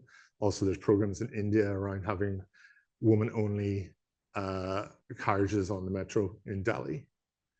Land occupation, wow. I'm very happy because something hasn't been mentioned here, which normally I see when I do this talk. Nobody's put parking up, which I'm very happy because normally I have to talk about parking. So nobody's put parking, which is good. That doesn't mean you have to put it up. Rude, please try. I can't believe anybody in the Philippines is rude. Air and noise pollution, right?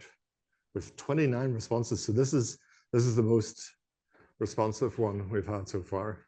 Road rage. Is road rage a thing here? Really? Sorry, I've just got this image that people are very polite here. I can't imagine there's people on the road. Also in Europe, if I was doing this, people would be complaining about people who are riding bicycles. This is a nice change. Too many motorcycles. All right, one person left. 3, all right.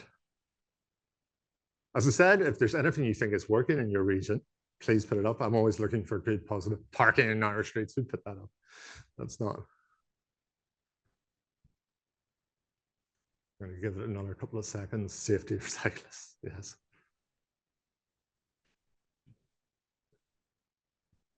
So as you can see at the top, safety is by far the biggest challenge most people have. Road construction, followed by traffic pollution, inclusiveness, lack of free parking. I shouldn't have mentioned it. Cooling areas, positive. Increased interest in active mobility, yes, good. Like to see that. Right, I think we're, nope, one more person. 3, okay, let's see.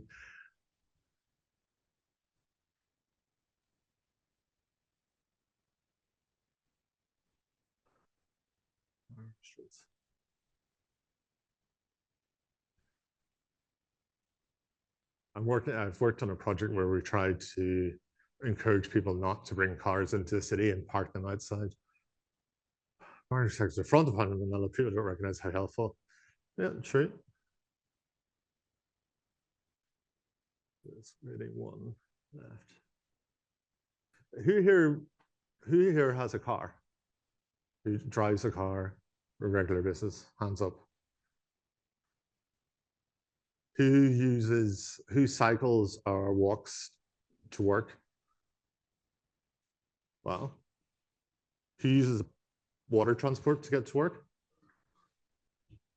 Nobody ever does. Okay, who uses motorcycles? One. Future projects like Metro. Right, okay, that's.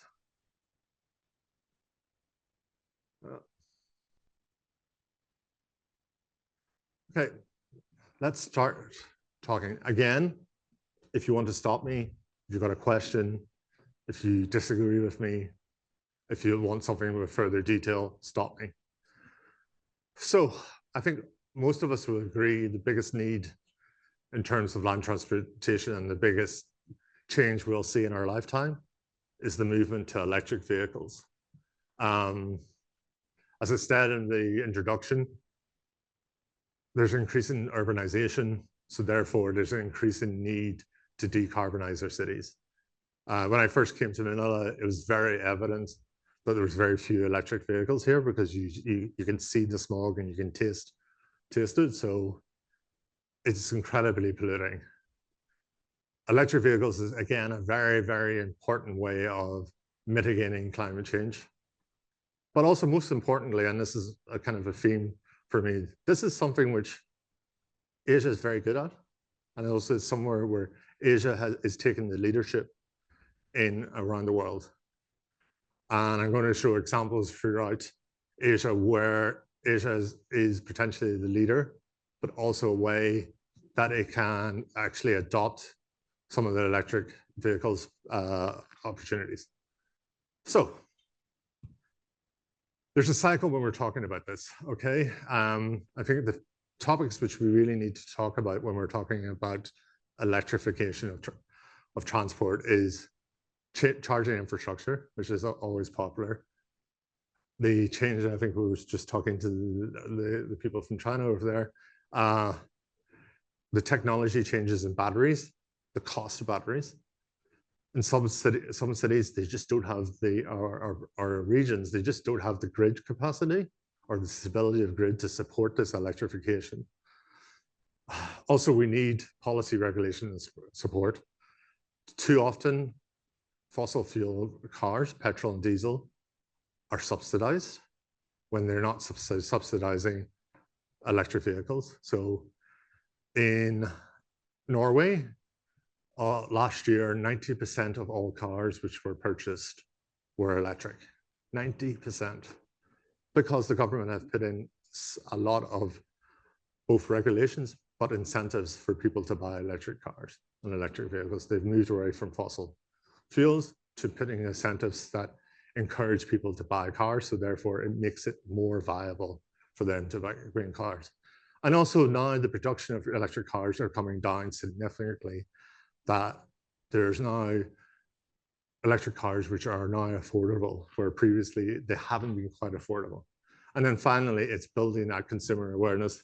Our team from Transport Communications will know the difficulty of getting the consumer awareness and getting it out. So those are the kind of cycle we're in at the moment. Motorcycles. It's the #1 form of personal transport in Asia. As you can see, there's 500 million motorcycles in the Asian region. By far, India's way in front, and then you have Indonesia, China, Vietnam coming in behind it in terms of it. Conversion to electric will have a dramatic improvement of it. And electric bikes are everywhere now. 91 grams of carbon is produced for every kilometer a motorcycle is produced. Also, when I wake up in the morning, the first thing I hear in Manila is a motorbike. And when I go to sleep, the last thing I hear is a motorbike. This is going to make cities more livable, more lovable, improve the quality, and reduce the noise pollution. Maybe that's me getting road rage, is by listening to the motorcycles. And I think where we're seeing a real leadership in Asia, and where you're not seeing it around the world, is this creation of battery swapping motorcycles, where motorcycles, the most expensive thing is the battery. So if you're creating these motorcycles where you're able to swap the batteries, that makes these motorcycles a lot affordable, because you're only having the kind of shell. And the battery swapping is the most crucial bit. For an example, Indonesia, they're looking to have 13 million electric motorcycles by 2030. Most of these are going to be battery swapping.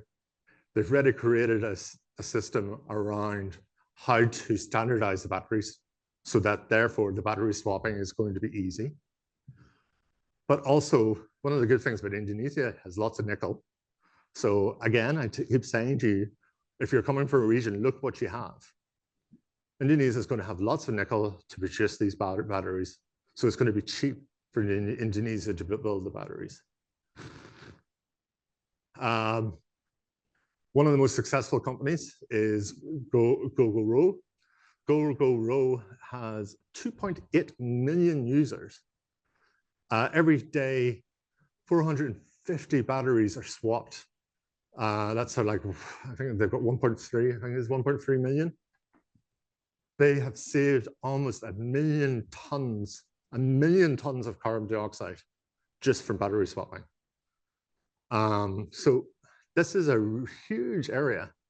They've now expanded across 45 cities, really popular in India.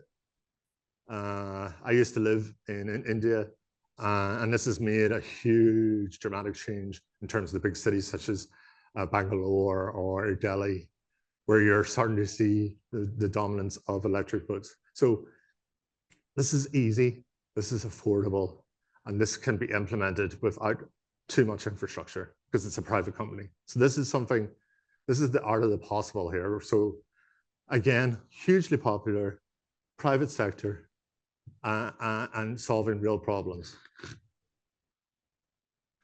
In China, you have NEO, I need water. NEO, again, it's had 30 million battery swaps. So one of the challenges people complain about electric cars is that it takes too long for them to charge. But battery swapping in a NEO takes 2.5 minutes.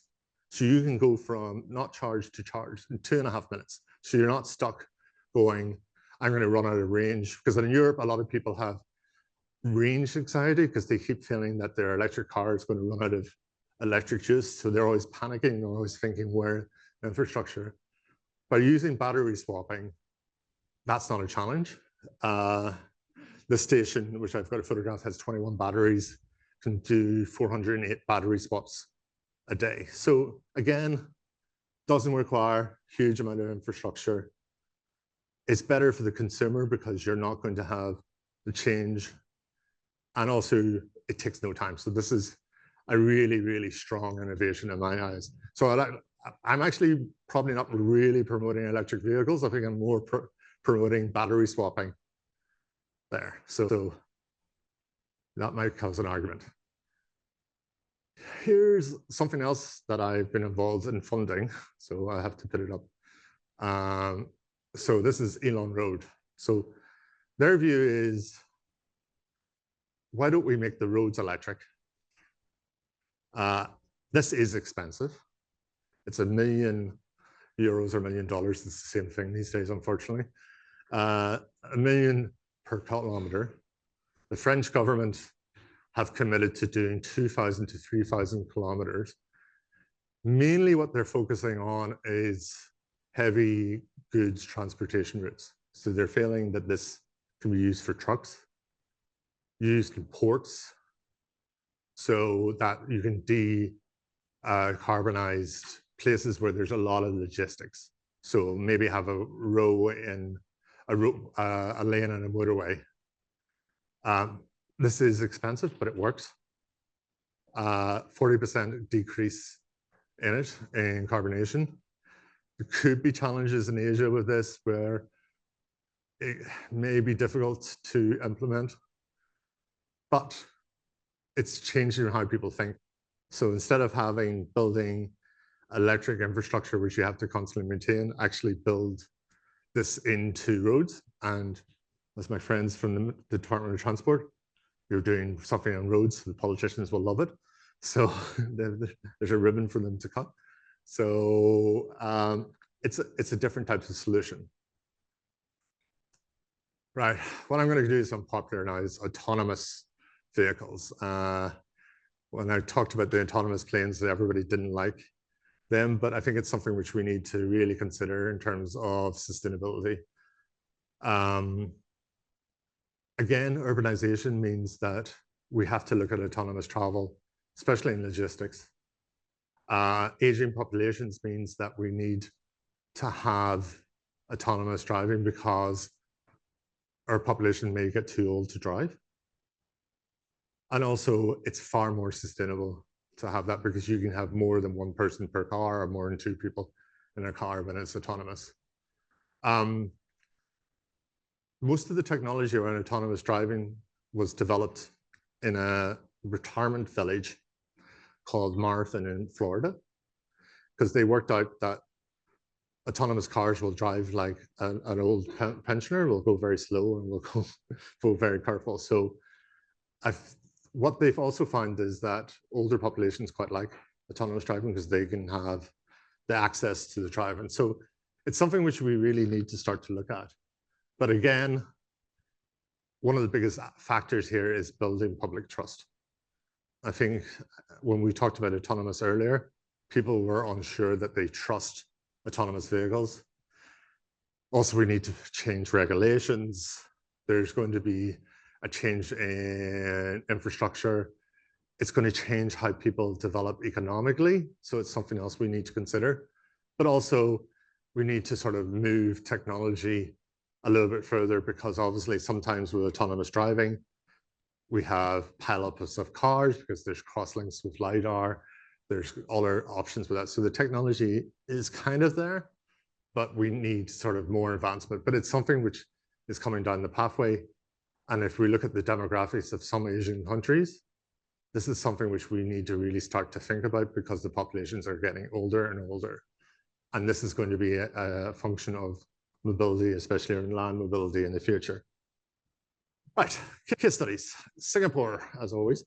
Hyundai has just put $1 billion into this project, $1 billion this week. With Iconic, they're partnering with Iconic Taxis and Aptic. So these are going to be autonomous taxis which are going to service. In China, we have Baidu, which has just done a deal with Tesla the last month. Japan, we have Arma, which is buses around the Innovation City. And in Korea, there's also autonomous buses around the administrative capital in Sejong. So these are already in operation. So a lot of people, when we're talking about autonomous vehicles, thinks that this is, again, something which is a period of time away. But this is actually something which is here and is available now. Hydrogen. So Asia, by far, is a leader in what we call as FCVs. So FCVs is fuel cell vehicles. So this is a nice diagram I've stolen off Toyota, where it shows how a hydrogen car works. So basically it takes oxygen in, the oxygen mixed with the hydrogen, and then use that fuel mix to power the car. So that was probably a very simple explanation. As you can see, South Korea, by far the leading producer, but China is coming in quite far behind. The US is also quite keen in this. So the good thing is they're making hydrogen cars look nice. So that's one of the first challenges, is that if you want someone to drive a hydrogen car, make it something which someone wants to actually drive. So this is the Hyundai Nexo and the Toyota Miura. Completely emission-free. Have a range around 300 to 400 miles, or 500 to 800 kilometers. But at the moment, these are the only two types you can buy. So there's a little bit of lack of diversity in terms of choice. So you can either have it in blue or white. So it's, I think, again, one of the biggest challenges with this is hydrogen's still expensive. So therefore, you have to be kind of really committed to wanting this, because it's more expensive than diesel and petrol. So therefore, if you want to do this, you're making a committed choice to being more sustainable. So for my view, it's probably going to need subsidies from governments to make it available, because what I call a sustainability paradox is that we're willing to be sustainable as long as it's the same cost as diesel and petrol. If they have to pay more for it, it's a more difficult choice for them. So it's still the big challenge around that, but it's not a big challenge around buses. So buses are probably the better function for this. The market is huge. It's 165 billion. The Chinese national government have targeted 500. The Korean government have targeted 300,000 hydrogen buses. As you can see, we're seeing it in Beijing, Seoul, seeing it in China, Tokyo, Shanghai, even Delhi has hydrogen buses with Tata.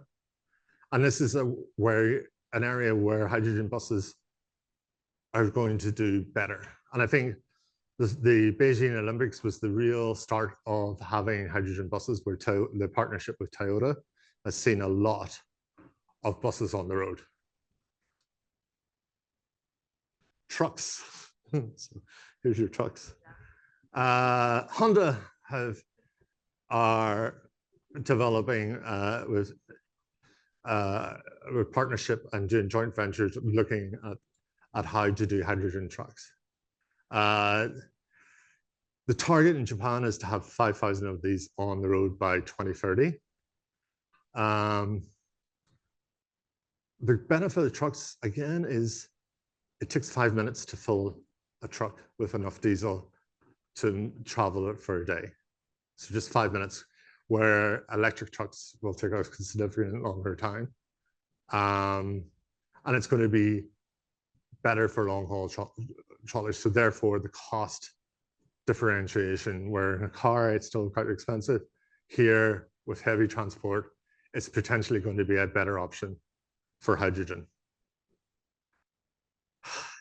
Okay, 4 questions about trains. Here we go. Hydrogen's an excellent choice for trains. The Chinese State Railway Company has unveiled the Ningdong, please, I hope that's the right pronunciation, which is the world's most powerful hydrogen train. This can run 190 hours on just 270 kilograms of fuel, which is an incredible amount of fuel.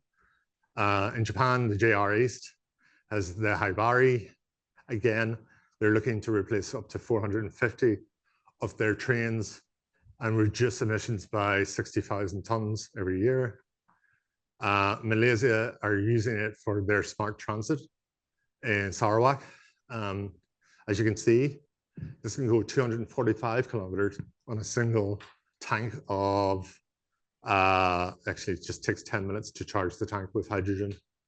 It takes 300 passengers, goes at 70 miles an hour. So again, when we're thinking about the diversity of fuels and diversity of transport, hydrogen may not be the solution for cars, but it's definitely going to be a solution for heavier transport and definitely a good solution in trains. So the gentleman over there should be happy. I've said something very, very positive about hydrogen in trains.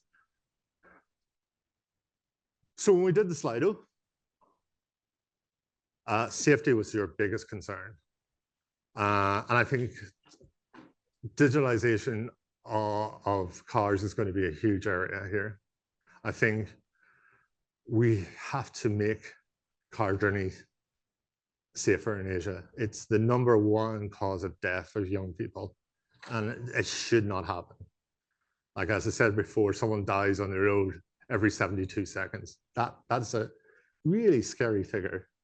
Like, people were saying that they were scared on the water. I'm terrified being on the road here because, like, it's very dangerous. So we're going to see more and more technology around the car telling you how to drive. And I know that's going to be problematic for some because nobody likes to be told how to drive.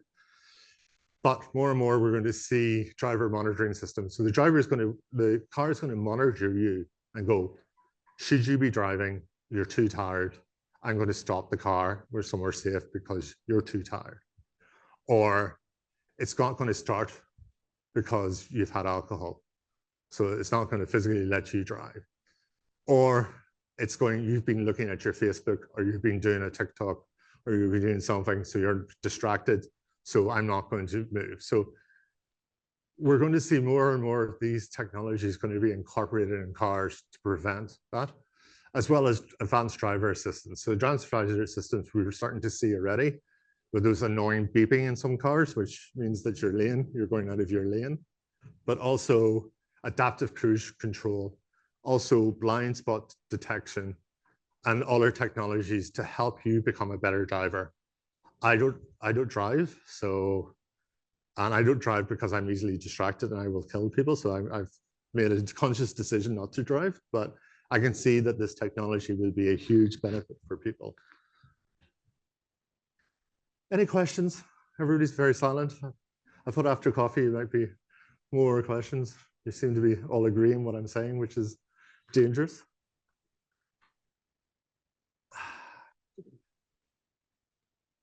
Ooh. More road safety. So we're talking about motorcycles. So some people were complaining that motorcycles were dangerous. So some of the technologies which are readily available are now having anti-lock brakes on motorcycles. That's important because a lot of accidents are caused by skidding or motorcycles locking and people coming off. So it's a huge cause of death in motorcycles, but also creating emergency braking in motorcycles. Because a lot of motorcycles don't have emergency braking, they don't have anti-lock braking. Vehicle to everything communication. Does anybody know what that means? In the future, I say in about a year's time, a lot of cars are going to start to communicate with the traffic lights. They're going to communicate with the different aspects. You see the image there on the screen. It's start to communicate. There's a red light. This car will know. There is flooding in the road you're coming up to, which you may want to divert. The municipalities can let alerts out saying there's congestion or there's an accident or we need emergency. Oh, thank you so much. I was about to choke there. Thank you. So vehicle to everything is how your car can become a communication tool with the city you're driving in or in the other areas. So how the intelligent transportation systems which cities are building, how can they communicate to you? But also how the car starts to tell you about the other technologies which I just talked about, going, you're driving too fast, you are too drowsy. So it's hoped that the car will become more and more. Most of us, when we see new cars, we're seeing the display screens in them, we're seeing the alerts. This is becoming.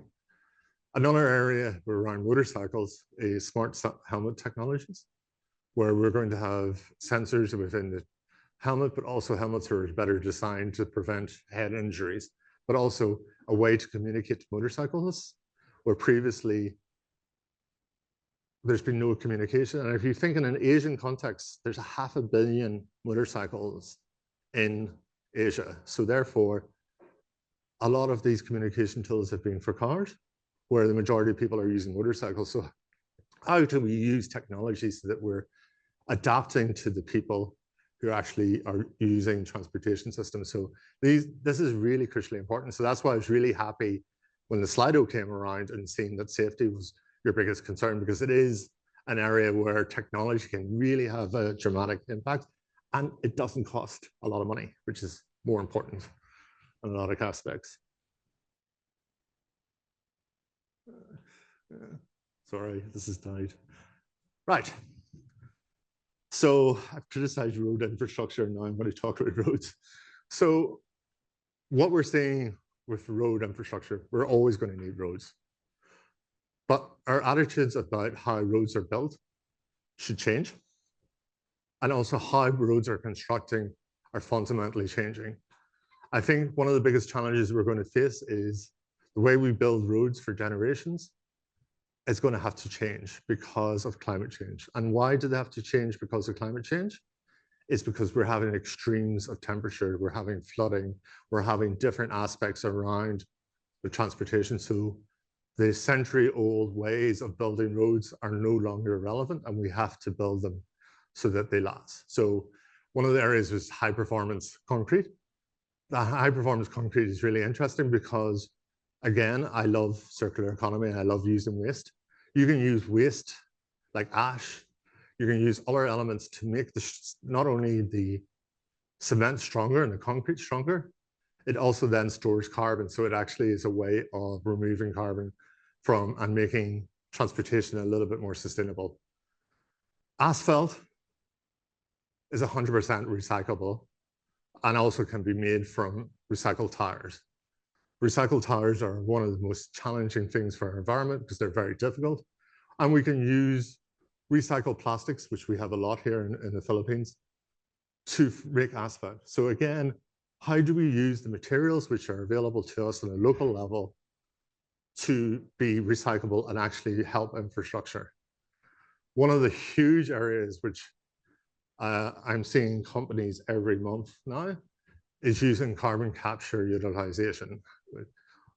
And this is how to store carbon in stone, store carbon in Portland cement, and use that as a way of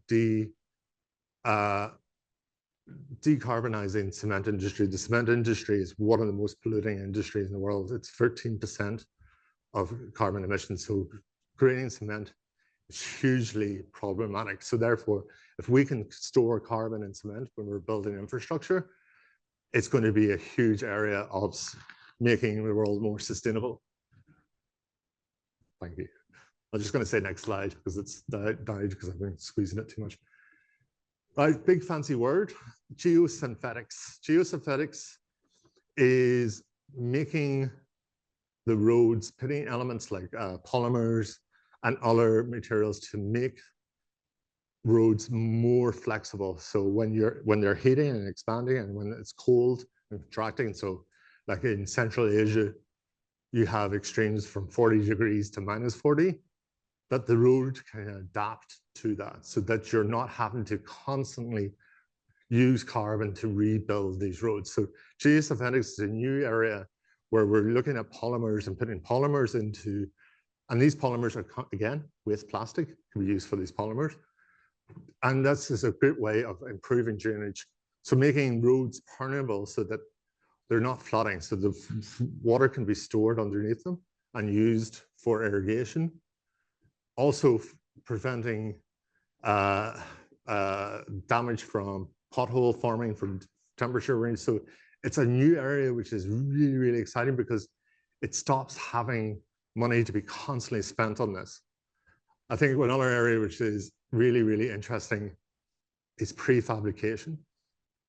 We're at the stage now where we can completely prefabricate bridges and take them and build them and have this done quickly. This dramatically reduces time, but also means that we're reducing carbon emissions associated around that. So it's a very exciting area, and we're seeing bridges being built quite quickly for this. And then finally, green asphalt. Again, as I said, asphalt is completely recyclable, but also the oil produced in Jollibee, McDonald's, and other places can be then recycled in it. And it dramatically reduces the temperature needs, because at any time you've seen bitumen or phosphate comes down, it's producing a lot of toxic chemicals. This prevents that and carbon dioxide being produced there. Next slide. Expansion of rail. This is a kind of a difficult moment because not everywhere is suitable geographically for rail. So I'm sorry, islands, this is a kind of a challenge in smaller islands that you can't do this, but rail is the best form of transportation when we come to emissions. It takes very little emissions for rail. If you're using hydrogen, 0 emissions. Here in the Philippines, they're doing Build, Build, Build program, which is looking to extend by 1,200 kilometers. You're seeing huge efficiencies across Asia, electrification, hydrogenization. In China, you've seen with the HSR, just this dramatic expansion of rail and the connectivity between urban and rural areas, which has dramatically increased how people are mobile. And I think that's one of the biggest challenges is going to be is that we need people to be mobile and being able to move, because with urbanization and other elements, being able to connect people in a way which is not going to be damaging to terms of climate change is going to be important. So this is why, okay, it's not a solution for everywhere, and I accept that there's challenges with rail. It is hugely beneficial for us moving on to have good, reliable, efficient, decarbonized rail. Next slide. So a lot of you mentioned active mobility. Active mobility is hugely important here. Asia loses up to 5% of its GDP because people are stuck in traffic. People are late for work. I think in Manila it's an accepted excuse, I'm late for work because of traffic. No matter if you're not late, you can use it as an excuse. So therefore, it's hugely challenging for economies which are emerging that you're stuck in congestion and people are not using active transport. Also, health-wise, if you're like me, I need to walk because like I've getting fatter and fatter. You need to have cities which are livable and are able to have active mobility. Hangzhou in China is probably the best example of how you can successfully use active mobility.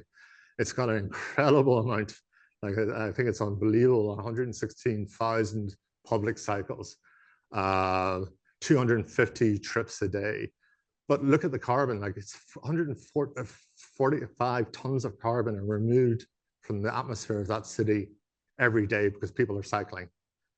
And because they've built the infrastructure so that it's safe for people, because it's also, because people are cycling, there's less cars on the road, which has then a dramatic impact where it's more enjoyable to cycle. So I think it's really important to start to think when we're looking at these aspects of how do we include active mobility? How do people, why are people walking? How are people, how can we promote people to have active mobility? Because not only does it help, it actually improves GDP because people are healthier, because people are out walking and people are taking less sick days and people are being more healthier. But you have to have infrastructure, you have to have communication policies, and it has to be something which it's community driven. It's driven from the bottom up and that people are loving. Seoul has done an amazing sky garden. What they decided was convert, and this is going to be strange in another aspect, convert a flyover, get rid of the cars and turn it into a garden. And that's actually created almost 10,000 square meters of space. And in green space, right in the city center, right in the CBD, it's actually beside the central train station in Seoul. And it's very pleasant, like Kylie, we both have been on it. So it's a very pleasant way. And what it's done is that it's brought people back into the city. Because a lot of people think if you remove cars, a lot of businesses will complain because, oh, I need people to get here. But what has brought people back into the city, and it's got people walking. So it's got people to start to think, actually, I want to walk in the city center. And it's actually created business because there's businesses, there's coffee shops, there's restaurants, there's shops which have sprung up to service the people which are coming in and walking out. But also, it has a cooling effect of the city because they've planted 25,000 plants, and it's starting to cool the city, because what happens in a city when you don't have green spaces is that they start to heat up. Medellin in Colombia has a system where they have planted a lane from the forest in the mountains right through the city, and it's decreased the temperature of the city over the last 10 years by 3 degrees.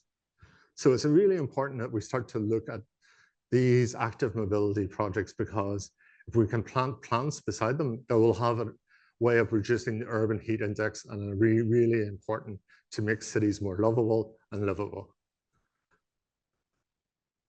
Right, I'm going to pause on the last slide. I'm going to drink the last water, and I'm going to start to ask for questions. What is your thoughts? What do you think is possible in the areas what's most interesting for you in terms of the areas you live in? What do you think is going to be possible? What do you think is not going to be possible? What do you like? What do you not like? Yeah. We can talk about trains now. I'll let you.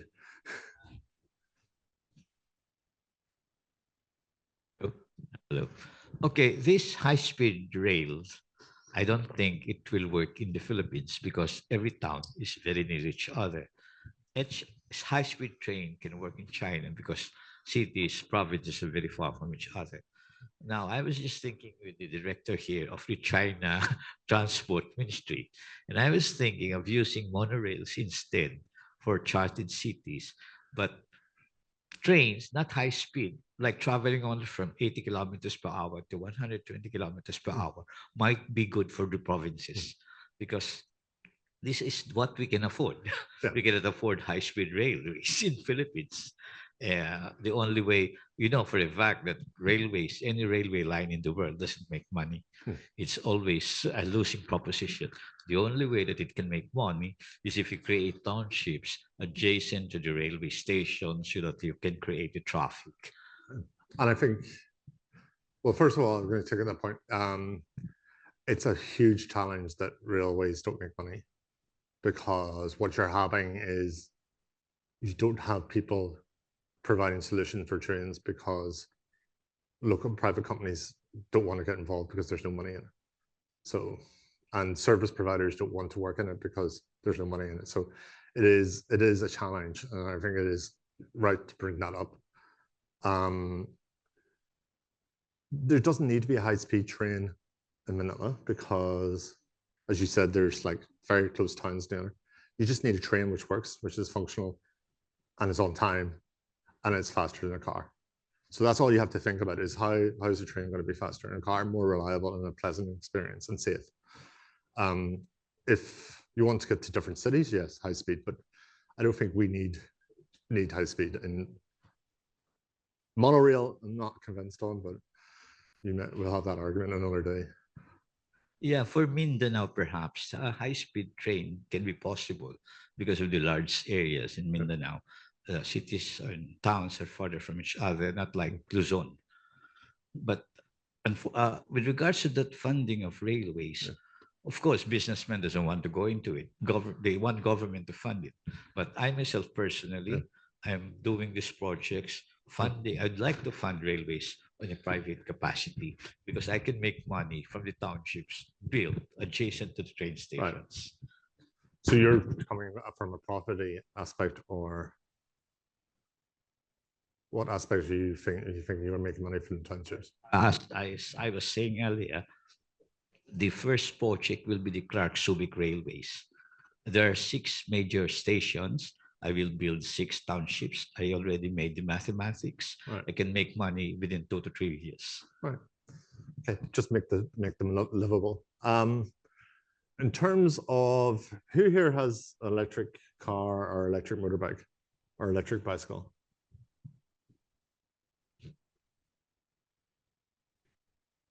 No. What's the reasons?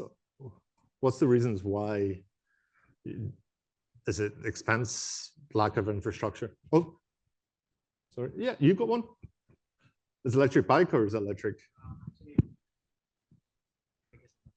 Actually, we had an electric bike and Motorcycle or electric bicycle. And actually, there's a good story behind it. good? In our community, way back, we used internal combustion motorcycles for transport. And then when the trend came for the electric bicycles, all of it shifted from internal combustion motorcycles to rechargeable bicycles. And then we use it for our barangays. So in short, the entire community became green, became much greener and much lesser noise pollution, lesser air pollution as well. But the main problem that I've seen in that shift was the lack of charging stations in particular. And then the lacking of improvement in the battery technology, because the users of the electric bicycles have to improvise to actually adapt the batteries for cars so that we will have a larger battery capacity. So it's almost like I planted you there. So that's why I've been promoting battery swapping, because I think that's one of the challenges is that if you have battery swapping, it doesn't really matter because you're swapping batteries completely and you don't have to worry. It's not a cause of anxiety and it's not a barrier for someone to take a bicycle. Also, with pedal electric bicycles and climates like this, it's actually a lot pleasant because the electric makes it easier to cycle, because if you're cycling in a cycle bicycle, especially in this temperature, it's quite exhausting. So with electric bicycle, it's a pleasant experience because you're getting a bit of the wind and it's nice.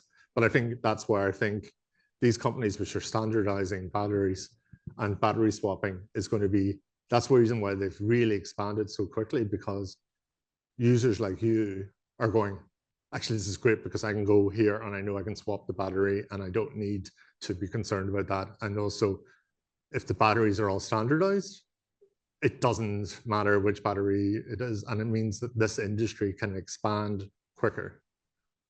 Sorry, you were saying something. Oh.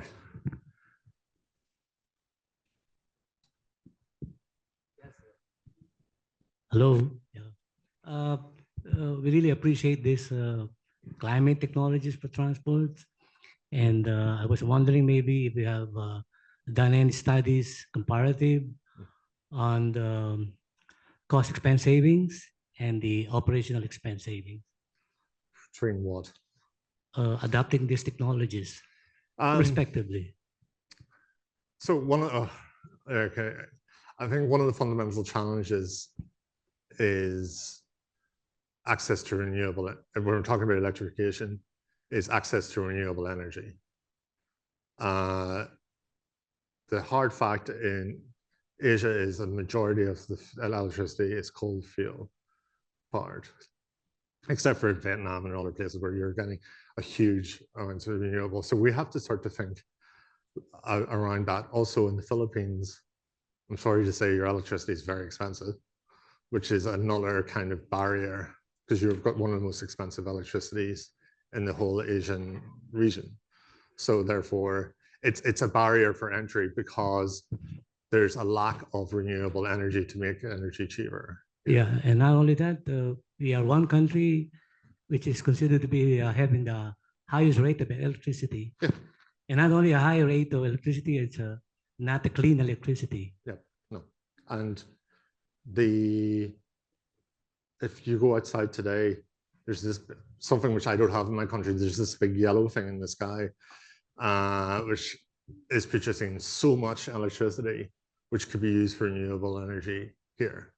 But there's a disconnect. So I think that's where we have to start to think about there's a huge potential, but we have to start to look at where the energy is coming and also have to make electricity. Electricity is going to naturally become cheaper because you're sort of seeing in the Nordic regions in Europe. Last year in Finland, the electricity actually went into negative.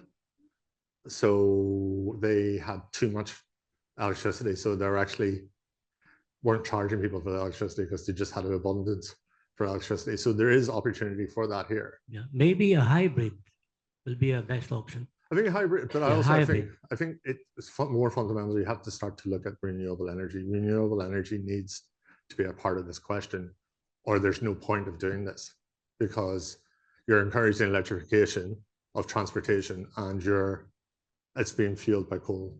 So I think there's a wider question.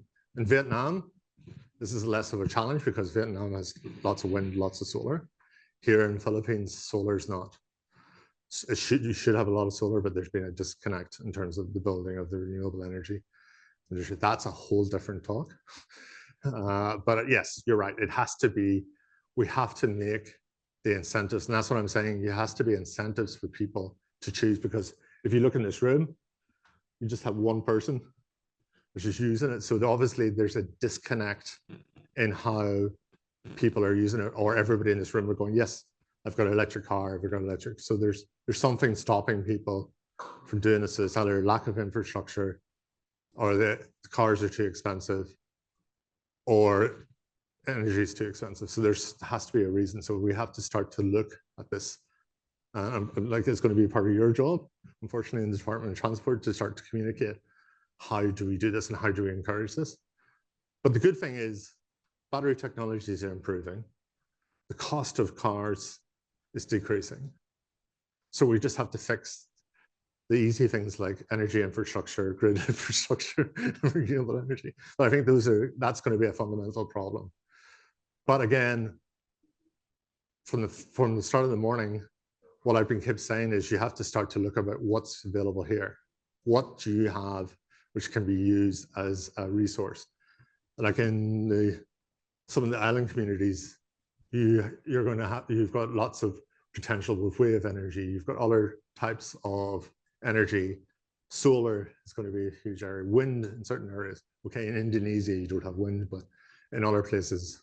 So you have to start to think about, we need to move away from fossil fuels because it's not a resource which you have in this region. So therefore, what do we have? We've got coconuts, we've got plastic, we've got other elements which can be used. So I think it's really important to look at that and start to think about that. But you're right, it's expensive. So, But what choice do we have? It's either going to be expensive, or temperatures are going to increase, where we're no longer going to be able to live in this region because it's going to be too hot. So I think there has to be a time where, and I think governments going to have to stop subsidizing fossil fuels. I think we just have to bite that bullet and start to subsidize these sustainable forms of transport. But I'm not a policy person. I'm a technology person, so I'll try and stay away from it. Let's see how much time we have left. Right. So I'm not going to go into Slido, but one of the things I've noticed is transport tends to be dissipated, and there doesn't seem to be often a very tight plan around transportation. I had a conversation over coffee where we were talking about water transport, but the problem, and you were actually saying it too, the problem is that I would take this form of transport, but it doesn't seem to be connected to the other form of transport. So the buses are not connected to the train stations, and the train stations are not connected to the cycle paths, and the cycle paths are not connected to the roadways. So one of the big areas which is important is start to look at how do we connect transportation? Because again, people won't do something if it's not easy and it's not convenient and it's not something which we can do. So how do we bring all these together? Also, during COVID, we've seen a fundamental breakdown in transportation of logistics. We've seen supply chain challenges. We've seen a lot of issues. And a lot of this is because we do not have joint up thinking, or we don't use the digital access tools, and we don't use the technology around this. So I think, and it's been virtually every conversation I've had with people today, it's been around that kind of, I wish we could use this, but it's difficult because of this, or it's difficult because of that. And I think what I'm going to try and do, and we'll go for question, is go through a couple of slides where we're talking about how do we start to think about how do we connect transportation. Stop me at any time, ask questions at any time, as always. Hopefully it's going to work. Next slide. If you work with me, you'll know that one of my passions is digital twins.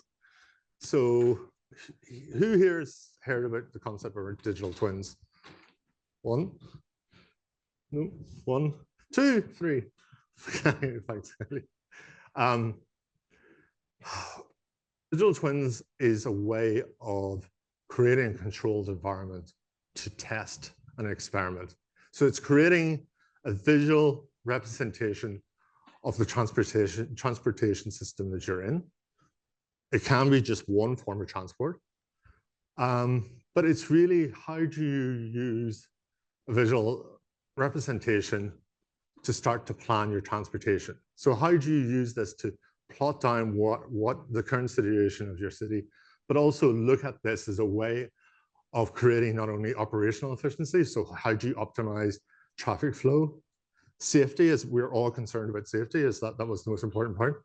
So how can we look at how to make the roads or the transportation systems more safe, but also fundamentally use this as a way of efficiency. So I love efficiency.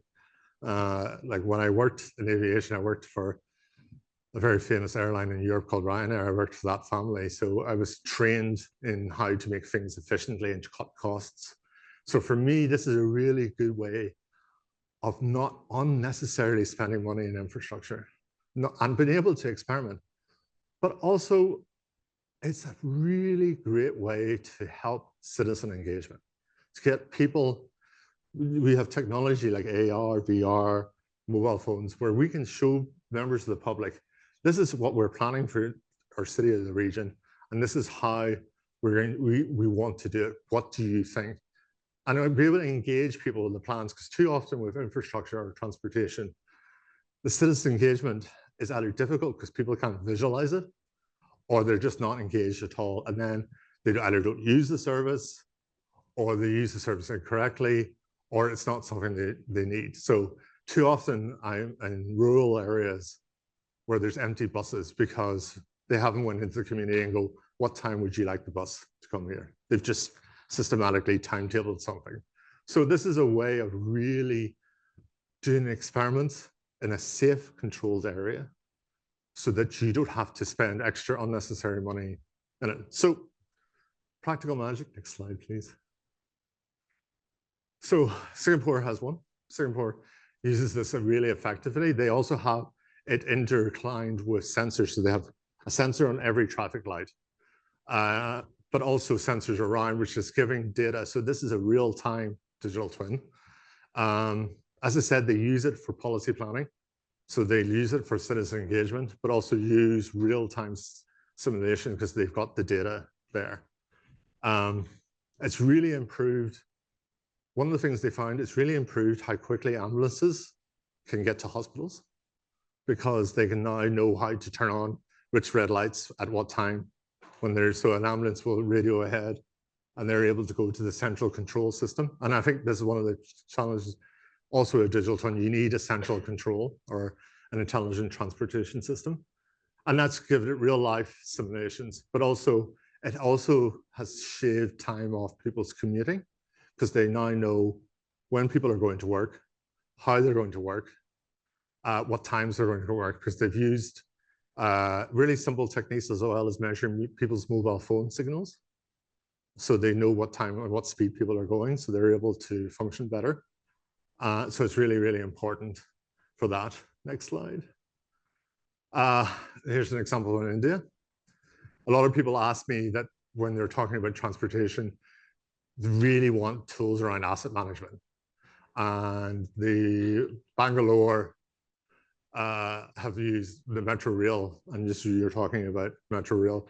I've used the digital twin really, really effectively for asset management. So they know that they're getting the perfect utilization of the assets that they have, but also they're able to do predictive maintenance. So that therefore they have been able to cancel less trains.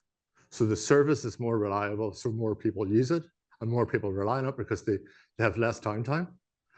Also, they're able to manage the safety on platforms so that they're having crowd management, so they can adapt their schedules.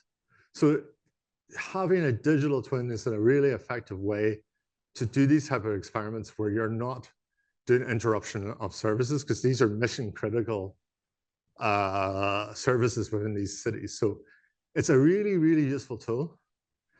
Also, it's not expensive. You don't believe me. On the grand scheme of things, it's not expensive, and it's something which once you start to use it, it's able to then be layered. So you can add different layers and different aspects, and it can be used for town planning, it can be used for other forms of transportation. So it's something which is you can constantly adapt with.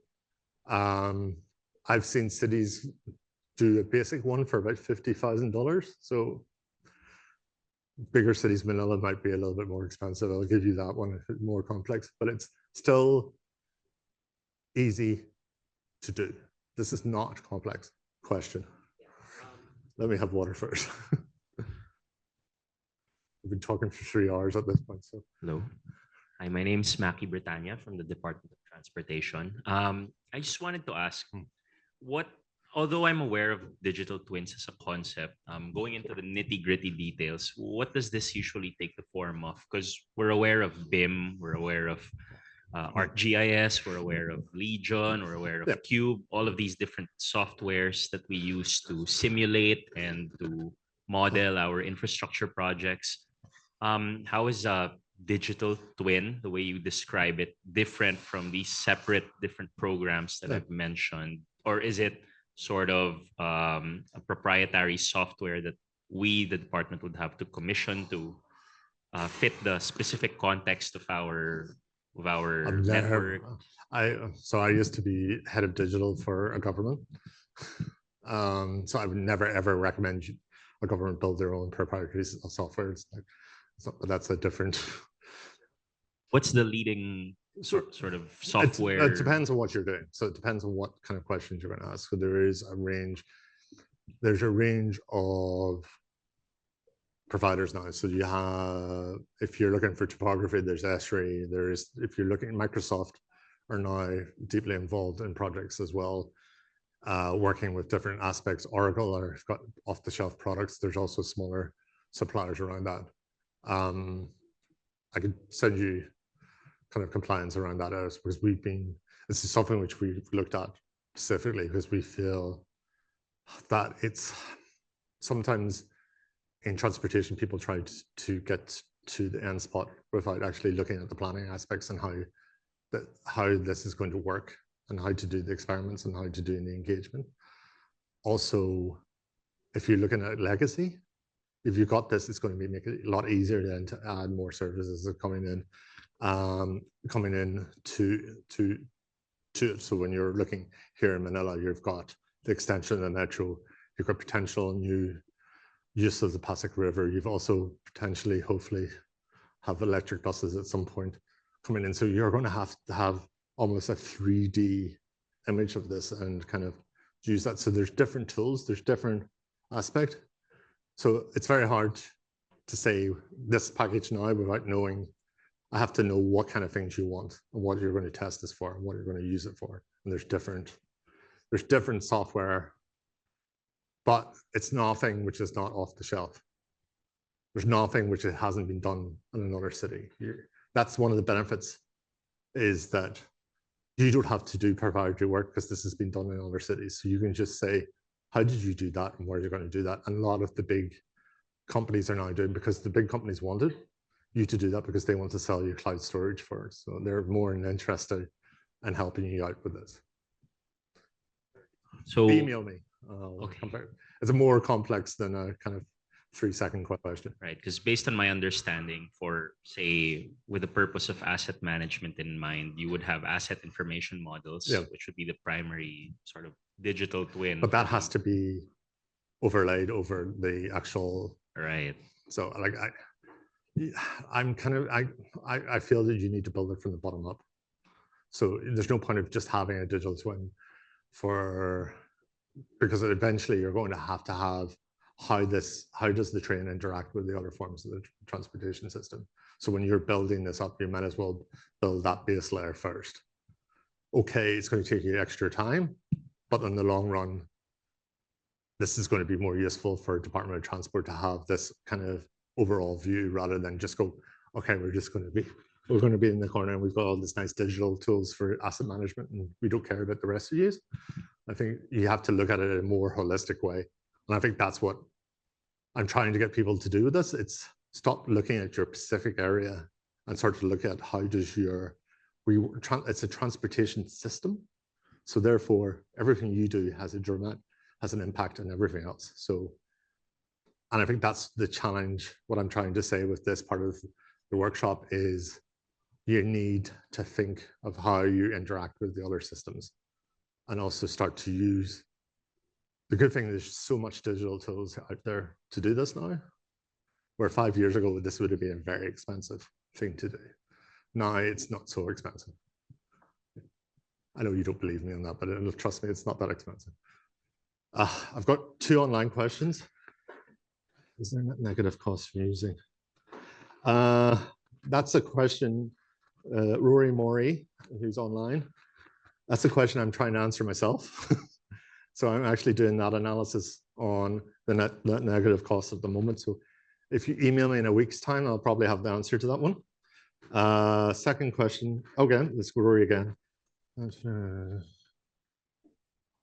So the second question is, how does a 21 capacity car station swap 140 hours? How fast is the recharge unit after swap? It's 2.5 minutes to recharge the battery after the swap, I think. But I don't know how they do that. So you need to go on NEO website and check.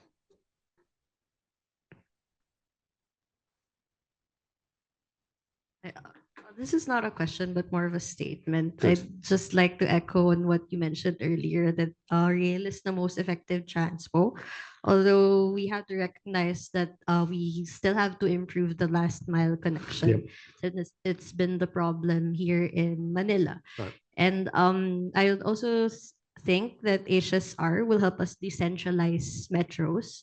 And it's really a fact that transport shouldn't be used as means of revenue. That's why other countries such as Australia, Japan subsidize operators just to cover the capex and opex.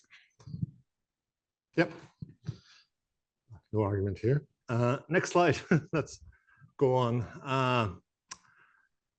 Again, talking about smart intermodal solutions, we need to think about how this interacts in terms of trade. Obviously, digital freight has become more and more important in terms of how do we improve how goods get to one another, because again, trucks are really bad. So if we can improve how we can get our goods from our ports, how can we streamline that process, how can we track so there's non-necessary journeys, because a lot of time when we have boats, cargo planes, freight trucks, they're empty. So how do we use digital tools that we're filling up these capacities so that they're not going to be empty or wasted journeys where boats are coming in empty, where they could be using it, and how we can track these things real time so that we have a better understanding of utilization. So again, the intermobility is not only just for personal transport, it's looking at how we connect, how businesses, how our supply chains, and how different aspects are used. Next slide. Oh, okay. And this, we've talked a lot about urban, and I think mobility as a service is becoming more and more interesting in how we supply mobility when you don't live in a city. So I think mobility as a service, we've all have seen apps like Grab, where you're able to see when you can get a train.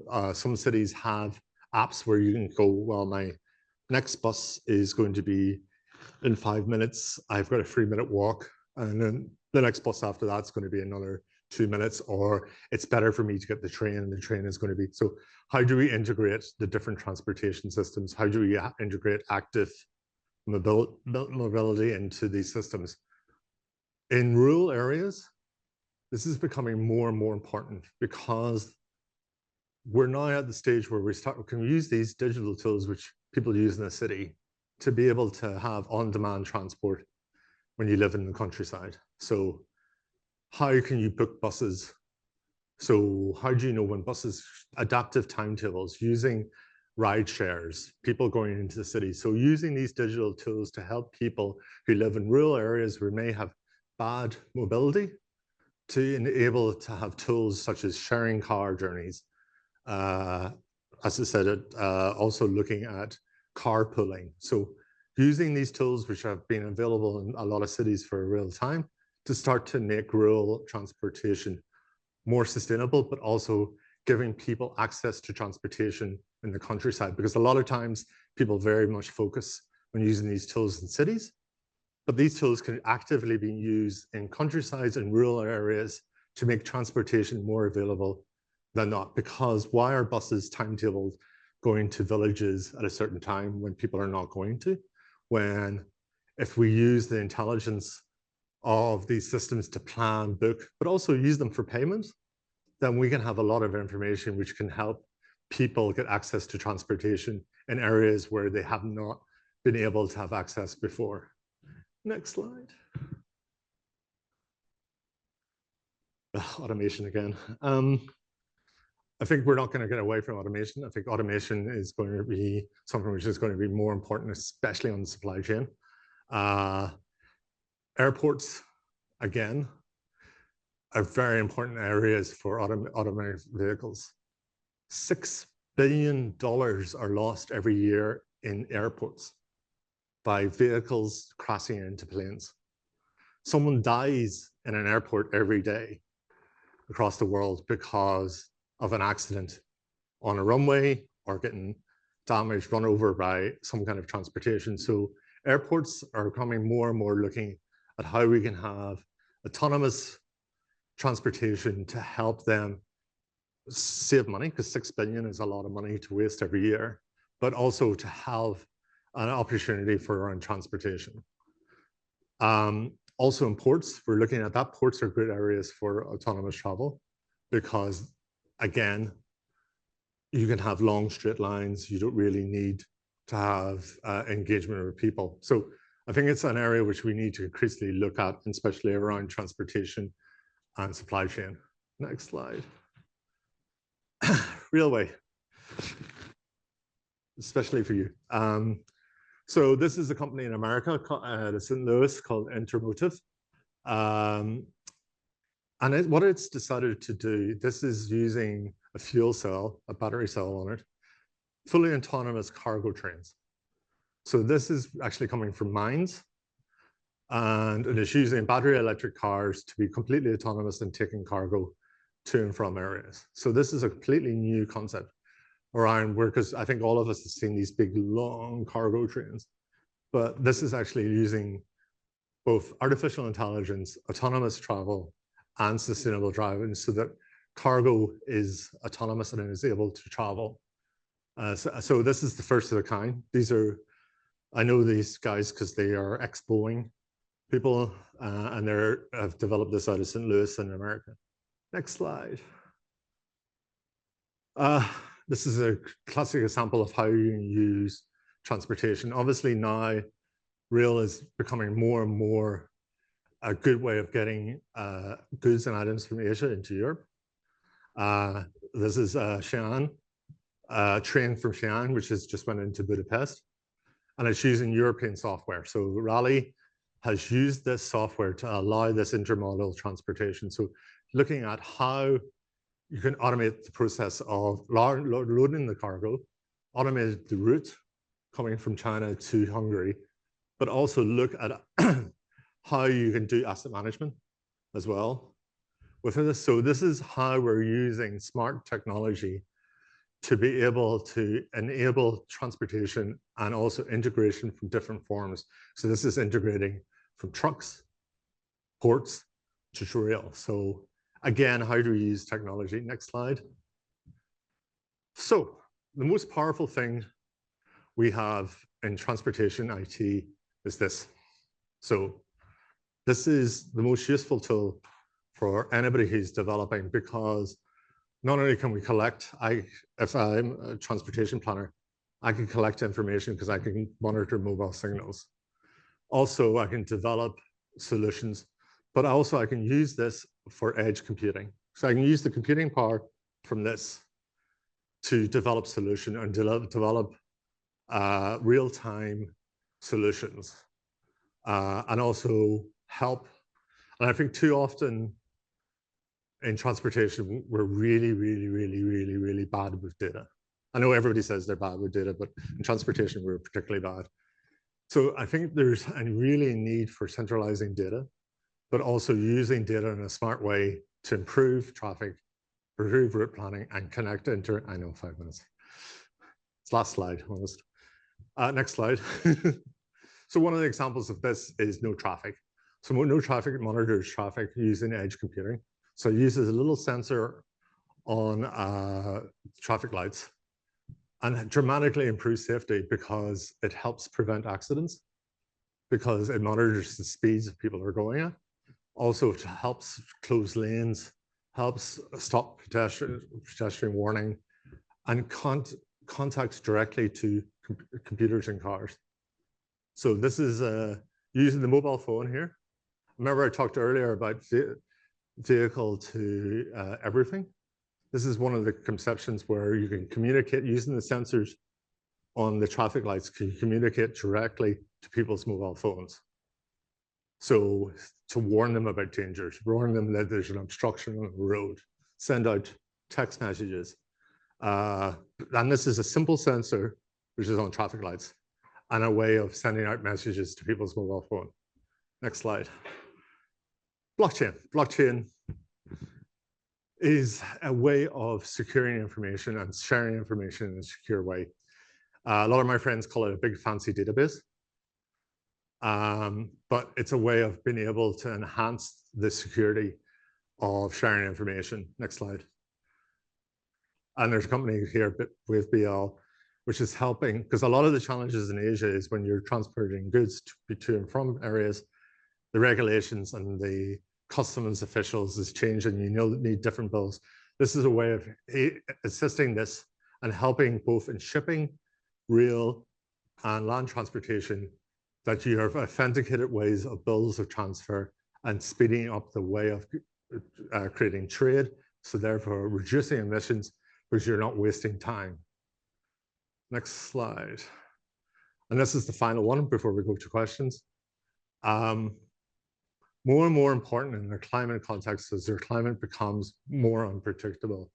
We need intermodal solutions around weather. And this might sound strange that, of course, we can just, when we're driving, we can just look out and see, oh, it's sunny. But a lot of the challenges we're seeing with landslides, with obstruction of road from wind or typhoons, is that they're not predictable and we don't know, and there's dangers. And there's dangers from flash flooding, there's dangers around the weather. So next slide.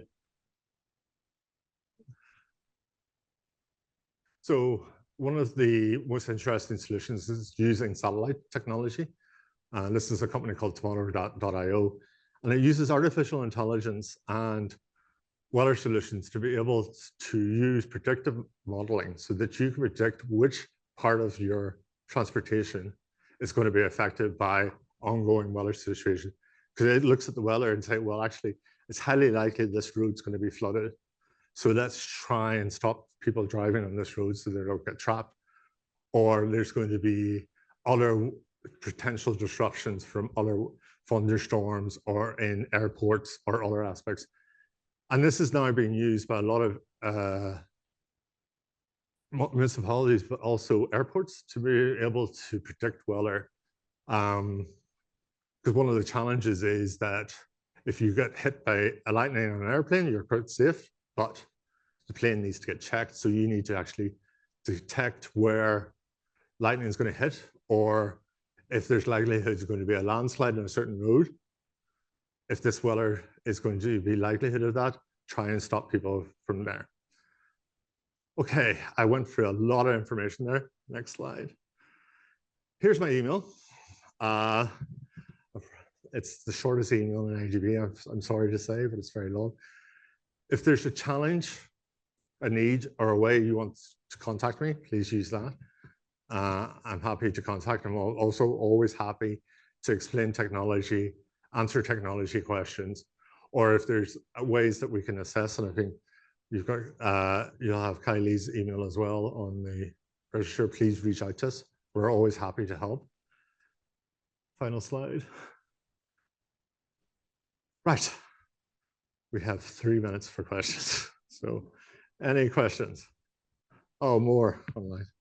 Is it Rory? Yes.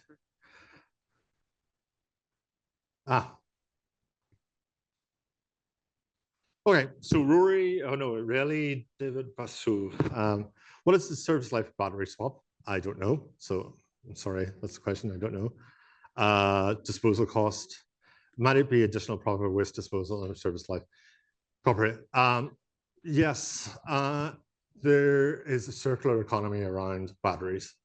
So more and more we're looking at recovery of lithium and a way of using batteries.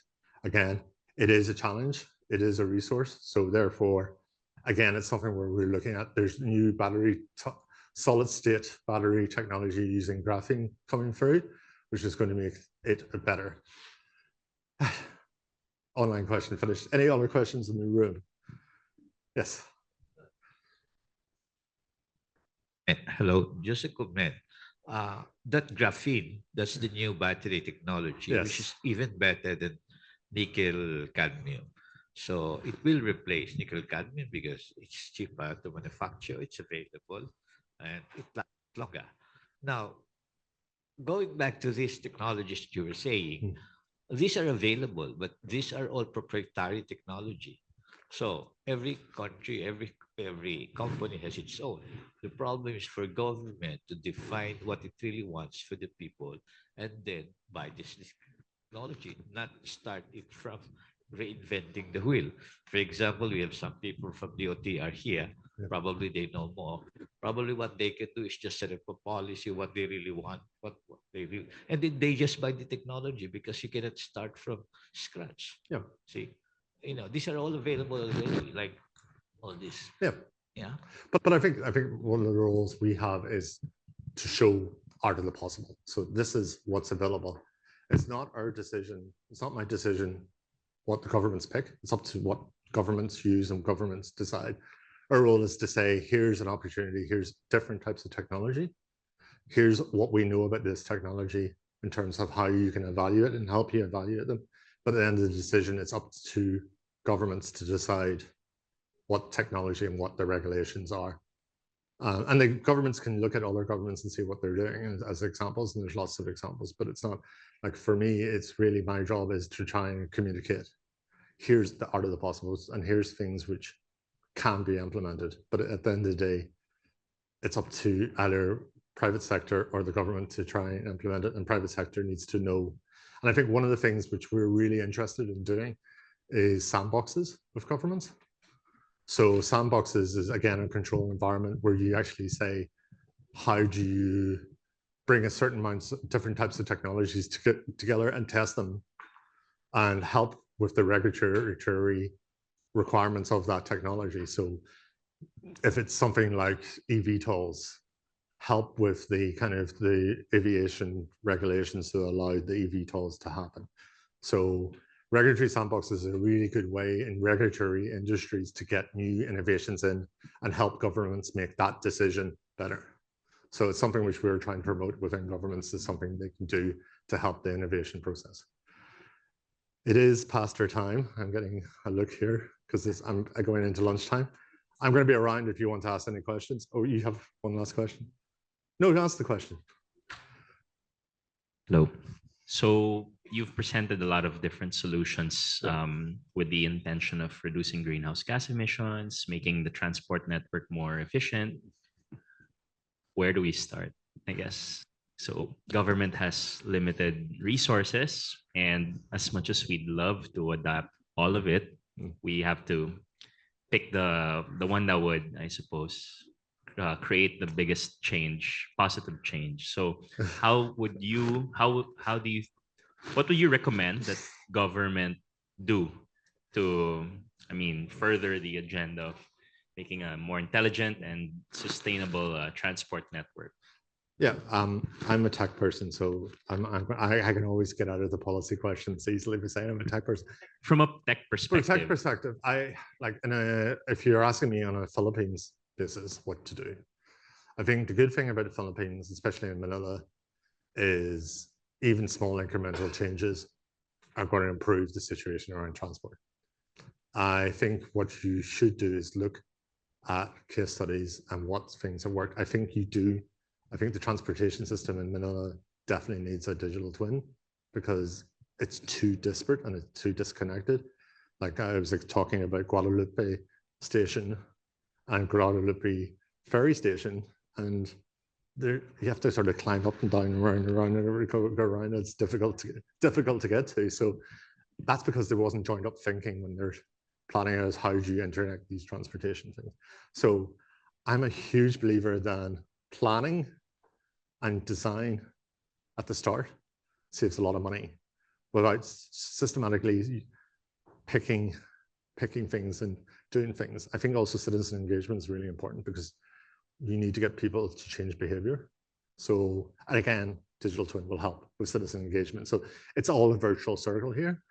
And I think there's a lot of small incremental changes you can do, which other cities have done, which will give you those nice kind of things are not all black, which I know you want some kind of positivity. But I think the good thing is there's so much you can do here. So there's a real opportunity here. So I think you need to start at the planning stage and get the planning right and get the digital tools. There's plenty of digital tools to help you.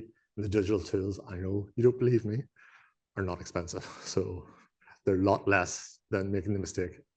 I'm holding up lunch. So, so I'm here at lunchtime if you want to ask more questions, if you didn't have an opportunity. But thank you so much for being interactive. Thank you for listening to me for 3 hours.